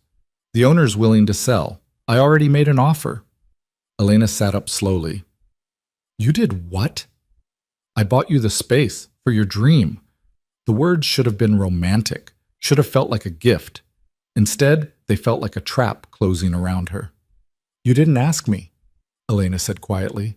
Roman frowned. "I was trying to help." "By making a huge decision about my life without talking to me first? I thought you'd be happy." "Happy? Roman, you just bought me a building. That's not help. That's control." "I don't understand. Oh, no, you don't. And that's the problem." Elena stood, anger rising. "You think because you love me, you get to make my choices for me. You get to decide what I need, what's good for me, how my life should go. But that's not love. That's ownership." Roman's expression darkened. "That's not what this is." "Then what is it?" "I wanted to give you something, to show you I believe in you." "I don't need you to show me. I need you to trust me to build it myself." "I'm not stopping you from building it." "Yes, you are. By doing it for me. Don't you see? If you buy me the building, open the cafe, set everything up, then it's not my dream anymore. It's yours. It's something you gave me, not something I earned." Roman was quiet for a long moment. Then he said, "I thought I was helping." "I know, and that's what scares me. You think helping means taking over, fixing things, making decisions. But I don't need you to fix my life, Roman. I need you to let me live it. Even if that means struggling, even if it takes years. Yes, because it's mine. The struggle, the failure, the success, all of it. It has to be mine." Roman looked at her like she'd just spoken a truth he'd never wanted to hear. "I don't know how to do that. To care about someone and not try to protect them from everything." "Then you need to learn, because I can't be with someone who treats me like a problem to solve instead of a person to stand beside." The words hung between them, final and devastating. Roman's jaw worked, his hands curling into fists at his sides. "What are you saying?" he asked quietly. Elena's throat tightened. "I'm saying I love you, but I can't do this if you won't let me be an equal partner, if you can't trust me to make my own choices and my own mistakes." "So what, you're leaving?" "I don't want to, but I will if I have to." Roman stared at her, and for the first time since she'd met him, he looked lost. Completely, utterly lost. "I don't know how to be what you need," he said. "Yes, you do. You just have to stop being so afraid." "Afraid of what?" "Of losing control. Of not being the one with all the answers. Of letting someone else be strong while you're still figuring things out." Roman was quiet for a long time. Then he said, "I'll cancel the offer." "What?" "On the building. I'll cancel it. You're right. It wasn't my decision to make." Elena felt something loosen in her chest. "Thank you. But I don't know if I can change the rest of it. The part that wants to fix everything. That's who I've always been." "I'm not asking you to change overnight. I'm just asking you to try." Roman nodded slowly. "I can try. That's all I need." He pulled her close and Elena let herself be held, feeling the weight of everything they'd just said settle between them. This wasn't fixed. Nothing was fixed. But at least they were being honest. At least they had a chance. The weeks that followed, were harder than either of them expected. Roman canceled the building offer like he'd promised, but the silence afterward felt heavier than words. He didn't know how to be present without taking over, and Elena didn't know how to build something from nothing when every instinct told her to accept help. They saw each other less. Not because they wanted to, but because they both needed space to figure out who they were when they weren't tangled up in each other. Elena threw herself into work. She picked up extra shifts at the cafe, saved every penny, started looking at commercial real estate listings she couldn't afford yet. She wrote in the early mornings before her shifts, filling notebook after notebook with terrible first drafts that she forced herself not to delete. It was slow. It was frustrating. Some days she wanted to quit, but she kept going. Roman restructured parts of his business, delegating more than he ever had before. He'd built an empire by controlling every detail, but now he was learning to trust other people to make decisions. It went against every instinct he had. Some days he failed spectacularly, snapping at people who didn't deserve it, micromanaging deals that didn't need his attention. But he kept trying. They texted every day, called most nights, but it wasn't the same as before. There was a distance now, a carefulness that hadn't been there when everything was new and reckless. "I miss you," Elena said one night. She was lying in bed, phone pressed to her ear, Roman's voice crackling through the speaker. "I miss you too." "Are we making a mistake? Pulling back like this?" Roman was quiet for a moment. "I don't know. Maybe. But I think we needed to. We were moving so fast we forgot to figure out if we could actually work. And can we? I don't know yet. Do you?" Elena stared at the ceiling. "I want to say yes, but I'm scared that wanting it isn't enough. Then we keep trying until we know for sure. What if it takes months? Then it takes months. What if it takes longer?" "Elena." Roman's voice was soft. "I'll wait as long as you need. I'm not going anywhere." "Promise?" "I promise." 2 months passed. Elena found a space she could almost afford, a tiny storefront in Alphabet City with good light and creaky floors. She signed a lease that made her stomach churn with anxiety and started building her dream one piece at a time. She bought used furniture, painted the walls herself, spent hours arranging bookshelves and testing coffee machines. Maya helped on weekends, climbing ladders and making playlists, and telling Elena she was insane for doing this alone. "You know Roman would help if you asked," Maya said one Saturday afternoon. They were hanging curtains, and Elena kept dropping the hammer. "I know. So why don't you?" "Because I need to do this myself. I need to know I can." Maya gave her a long look. "You know it's okay to accept help, right? That doesn't make you weak. It's not about being weak. It's about knowing the difference between help and someone taking over. And you don't trust Roman to know that difference." Elena stopped what she was doing. "I'm trying to, but it's hard. He's used to fixing everything, and I'm used to people fixing things in ways that make me smaller. He's not Derek. I know, but I'm still the same person who let Derek make me feel worthless for 2 years. That doesn't just go away because I met someone better." Maya climbed down from the ladder and stood beside her. "You know what I think?" "What?" "I think you're punishing yourself. You think you have to do everything the hard way to prove you deserve good things. But Elena, you already deserve them. You always did." The words hit harder than Elena expected. She blinked back tears and focused on the curtains, on the hammer in her hand, on anything but the truth of what Maya had just said. That night, Elena texted Roman, "Can you come by tomorrow? I want to show you something." He responded immediately. "What time?" "Noon? I'll be there." Roman showed up at exactly noon carrying 2 coffees and a bag of pastries from a bakery Elena loved but could never afford. He stopped in the doorway and looked around, taking in the half-finished cafe, the mismatched furniture, the hand-painted sign leaning against the wall. "You did this," he said quietly. "Most of it. Maya helped." "It's incredible." Elena felt her cheeks flush. "It's not finished. There's still so much to do. The espresso machine is broken and I need permits and I haven't even figured out the menu yet." "Elena." Roman set down the coffees and crossed the room. "It's incredible." She looked up at him, at the pride in his eyes, and felt something shift in her chest. "I couldn't have done it without you," she said. Roman frowned. "I didn't do anything." "Yes, you did. You believed in me when I didn't believe in myself. You pushed me to start even when I was terrified. That matters. That's help. I thought you didn't want my help. I didn't want you to do it for me, but I do want you beside me. There's a difference. Roman was quiet for a moment. Then he said, "Show me what you need." What? Show me what still needs to be done, not so I can fix it, so I can help you finish it. Elena felt tears prick her eyes. You mean that? Yes. I'm not going to take over.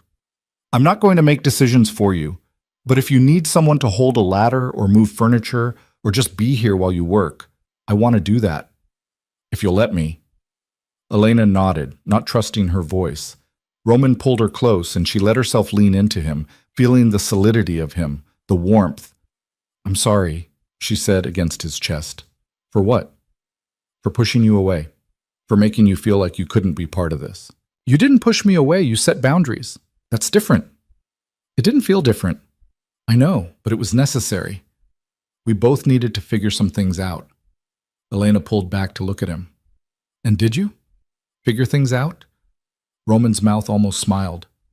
I'm still working on it, but I'm getting better at not needing to control everything. It turns out the world doesn't collapse when I let other people make decisions. How does that feel? Terrifying, but also kind of freeing. Elena laughed. Good. That's how I feel most days. They spent the rest of the afternoon working side by side. Roman didn't take over.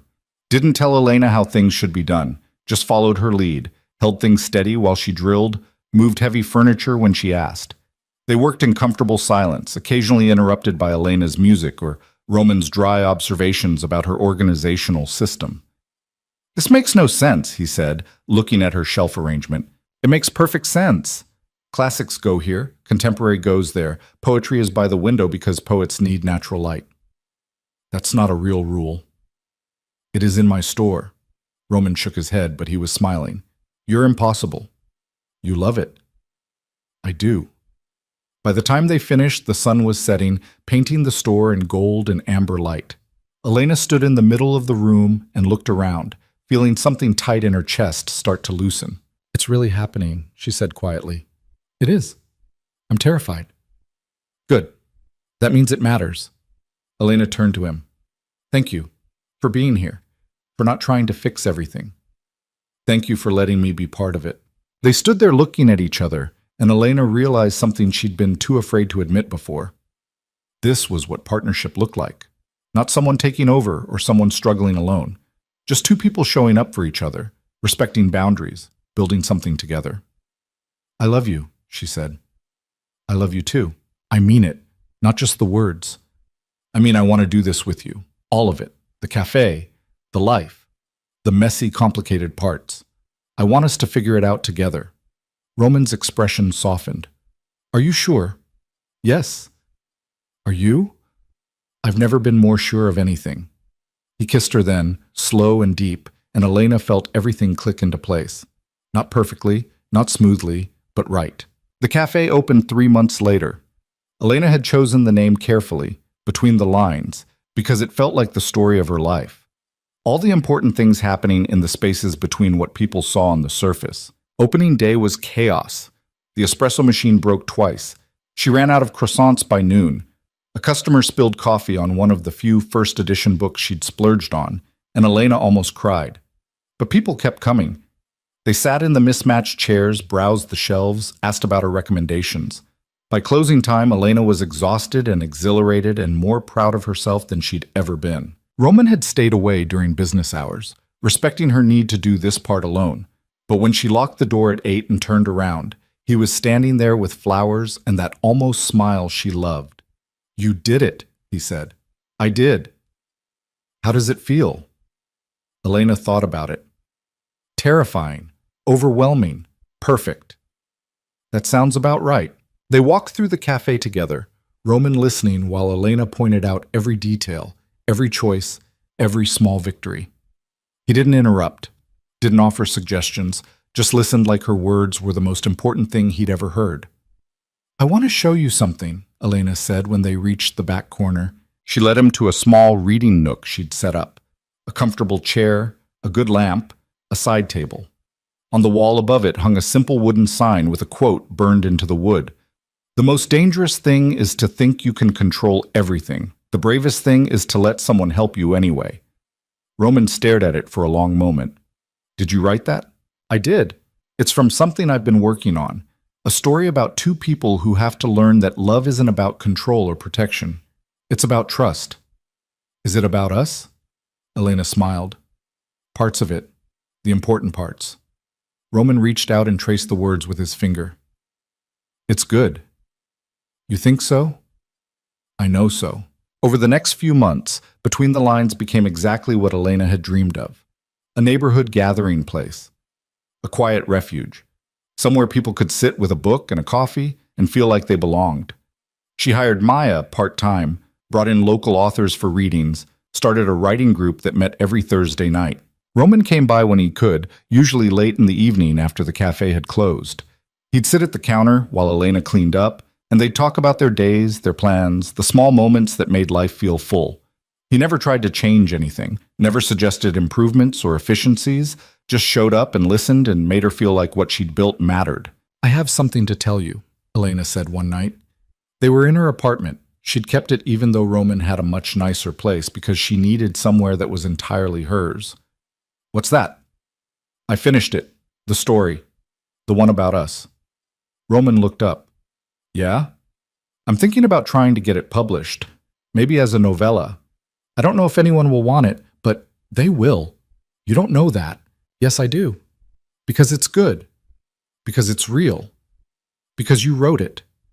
Elena felt her throat tighten. What if it fails? Then it fails. But what if it doesn't? She thought about that. About all the what-ifs she'd been carrying around for so long. What if she wasn't good enough? What if Derek was right? What if she wasted years on nothing? All those fears that had kept her small and stuck and safe.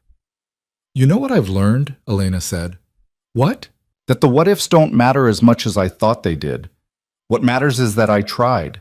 That I built something. That I didn't let fear stop me from becoming who I was supposed to be. Roman reached across the table and took her hand. I'm proud of you. For what? For being brave. For not giving up on yourself. For teaching me that I don't have to control everything to matter. Did I teach you that? You did. You still are. They sat there in comfortable silence, fingers intertwined, and Elena realized something that felt both obvious and profound. She'd spent so long looking for someone to complete her, to fix her, to make her whole. But that wasn't what love was. Love was finding someone who saw you as whole already and chose to walk beside you anyway. Someone who challenged you to be better without making you feel like you weren't enough. Someone who showed up even when it was hard and trusted you to do the same. 6 months after the cafe opened, Elena got an email from a small press interested in her novella. It wasn't a huge deal, no advance, no promises, but they wanted to publish it. They thought people would connect with it. They believed in her. She called Roman immediately. They want it, she said, her voice shaking. Of course they do. Roman, they actually want to publish my story. Elena. She could hear the smile in his voice. I'm not surprised. I've been waiting for the rest of the world to catch up to what I already knew. Which is that you're brilliant, that your words matter, that you were always meant to do this. Elena started crying. Happy tears, relieved tears. Tears for every year she'd spent believing she wasn't enough. Thank you, she said. For what? For believing in me when I couldn't believe in myself. You did that part. I just reminded you it was possible. That night, Roman took her to dinner at the same Brooklyn restaurant where they'd had their first real date. They sat in the same corner booth, ordered the same food, and talked about everything that had changed since that night. Do you ever regret it? Elena asked. Choosing me. Choosing this. Choosing a life that's more complicated than it used to be. Roman looked at her like she'd asked the most ridiculous question in the world. Never. Not once. Not even when I'm stubborn and impossible? Especially then, Elena laughed. Why? Because you challenge me. You make me better. You make me want to be someone who deserves you. You already are. I'm working on it. So am I. Roman reached into his jacket and pulled out a small box. Elena's heart stopped. I'm not proposing, he said quickly. Not yet. Not until you're ready. But I wanted you to have this. He opened the box. Inside was a simple silver key on a chain. What is it? Elena asked. A key to my apartment, so you always have a place to go when you need one, so you know that wherever I am, you belong there too. Elena took the necklace with trembling hands. Roman, I know you need your own space. I know you need independence. I'm not asking you to move in or change anything. I'm just saying you're always welcome, always wanted, always home. Elena couldn't speak, just nodded and let him fasten the chain around her neck. The key rested against her heart, warm and solid and real. Thank you, she whispered. For what? For understanding, for not pushing, for letting me come to you when I'm ready instead of trying to force it. That's what love is, Elena. It's not about owning someone or protecting them from everything. It's about showing up, trusting them, being there when they need you and stepping back when they don't. When did you get so wise? When I met someone who refused to let me be anything less. They finished dinner and walked through Brooklyn hand in hand, talking about the future in ways that didn't feel scary anymore. Elena told him about ideas for expanding the cafe, maybe adding author events or writing workshops. Roman told her about scaling back some of his business operations, focusing on things that felt meaningful instead of just profitable. I've been thinking, Roman said as they reached the bridge overlooking the river. About what? About what I want my legacy to be. I spent so long building power, building wealth, building walls to keep people out. But none of that matters if I don't have something real. Someone real. You have that. I know. And it's changed everything. You've changed everything. Elena leaned against the railing, looking out at the city lights reflecting on the water. I used to think love was about finding someone who would take care of me, who would make all my decisions and solve all my problems. I thought that was what I needed. And now? Now I know that's not love. That's just another kind of prison. Real love is finding someone who sees you as strong enough to fight your own battles but stays beside you anyway. Someone who celebrates your victories without taking credit for them. Someone who picks you up when you fall without making you feel weak for falling. Roman pulled her close. Is that what we have? Yes. It took us a while to figure it out, but yes. I'm glad we didn't give up. Me too. They stood there for a long time, wrapped in each other, the city sprawling around them. And Elena realized something that felt like the end of one story and the beginning of another. She'd spent so long believing she needed to be saved, but the truth was she'd saved herself. Roman hadn't rescued her from her life. He'd just shown up and reminded her she was strong enough to rescue herself. And in return, she'd shown him that strength didn't mean controlling everything. It meant having the courage to let go. A year after the cafe opened, Elena published her novella. It sold modestly, got decent reviews, and more importantly, it was hers.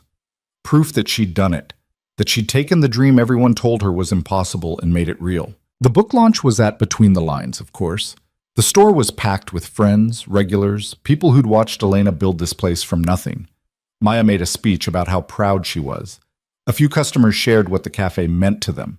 And then Elena stood up to read. She'd chosen the final chapter, the part where her characters, a woman running from her past and a man learning to trust someone with his present, finally figured out that love wasn't about perfection.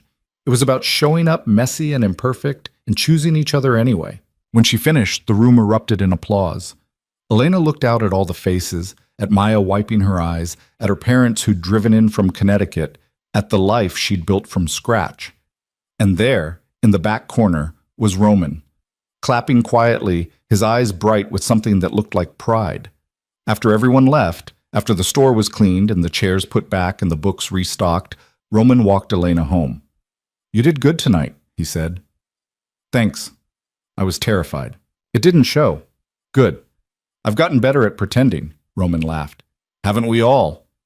They reached Elena's building. She pulled out her keys, then paused. Come up? She asked. Always. Inside her apartment, Elena made tea while Roman looked at the framed photo she'd hung on the wall.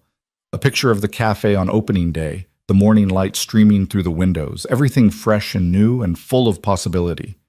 I'm thinking about getting a bigger place, Elena said. Roman turned. Yeah? Yeah. Something with an actual bedroom. Maybe a little office space so I can write. That sounds good. I was thinking maybe you could help me look. If you want. Roman's expression shifted. Are you asking me to move in with you? Not yet, but maybe someday, if we keep doing this right. And what does doing it right look like? Elena thought about it. It looks like both of us showing up. Both of us trying. Both of us being brave enough to be vulnerable and strong enough to stand on our own and smart enough to know when we need each other. That's a lot of things to balance. It is. But I think we're getting better at it. Roman crossed the room and pulled her close. I love you, Elena Brooks. I love you too, Roman D'Angelo. Even the parts that are still figuring things out. Especially those parts. They stood there in her tiny kitchen, holding each other, and Elena felt something settle deep in her bones. This was it. This was the life she'd been terrified to reach for. Not perfect.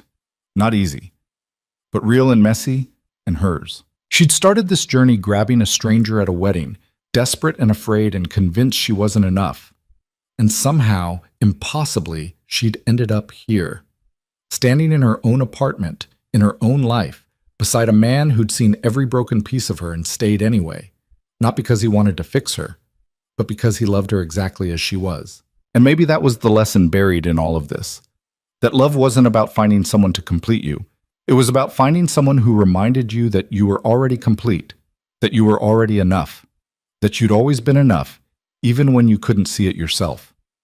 Roman had taught her that, and in return, she'd taught him that control wasn't the same as strength, that letting go was its own kind of power, that being vulnerable didn't make you weak, it made you human. They were still figuring things out, still learning how to be together without losing themselves, still making mistakes, and apologizing, and trying again. But that was okay, because the point wasn't to be perfect.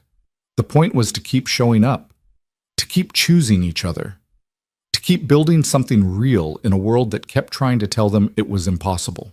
2 years later, Elena stood in a bigger apartment with an actual bedroom and a small office where she wrote every morning before opening the cafe. Roman's things had gradually migrated there over months of careful integration. His coffee maker on the counter, his books on the shelf, his jacket hanging by the door. Not an invasion, not a takeover, just a slow, gentle merging of two lives that had learned how to exist together without erasing each other. Between the lines had expanded into the space next door.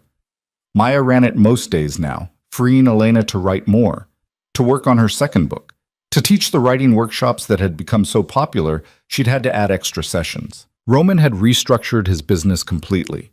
He still worked, still made deals, still commanded respect in rooms full of powerful people. But he'd learned to separate the empire from the man, to come home and be present, to listen without trying to solve, to love without trying to control. They weren't perfect. They still fought sometimes, still had to remind each other about boundaries and trust and showing up. But they were better, stronger, more themselves than they'd ever been. And isn't that what love should be? Not two people completing each other, but two whole people choosing to walk the same path. Not someone rescuing you from your life, but someone standing beside you while you rescue yourself. Not perfection, but real messy human connection that challenges you to grow without demanding you change who you are. Elena had learned that the hard way. She'd learned that you can't love someone into saving you, and you can't save someone into loving you. All you can do is show up, be honest, set boundaries, and trust that the right person will respect all of it. Roman had learned that power wasn't about control, that strength wasn't about dominance, that the bravest thing he could do was trust someone enough to be vulnerable, to need them, to let them see the parts of himself he usually kept hidden. Together, they'd built something that looked nothing like the fairy tales and everything like real life. Complicated and challenging and worth every difficult moment. Because at the end of the day, love wasn't about finding someone who made your life easier. It was about finding someone who made your life bigger. Someone who pushed you to be braver, kinder, more yourself than you ever thought possible. Someone who showed up when things got hard and stayed when things got harder. Elena had found that in Roman. And Roman had found it in Elena.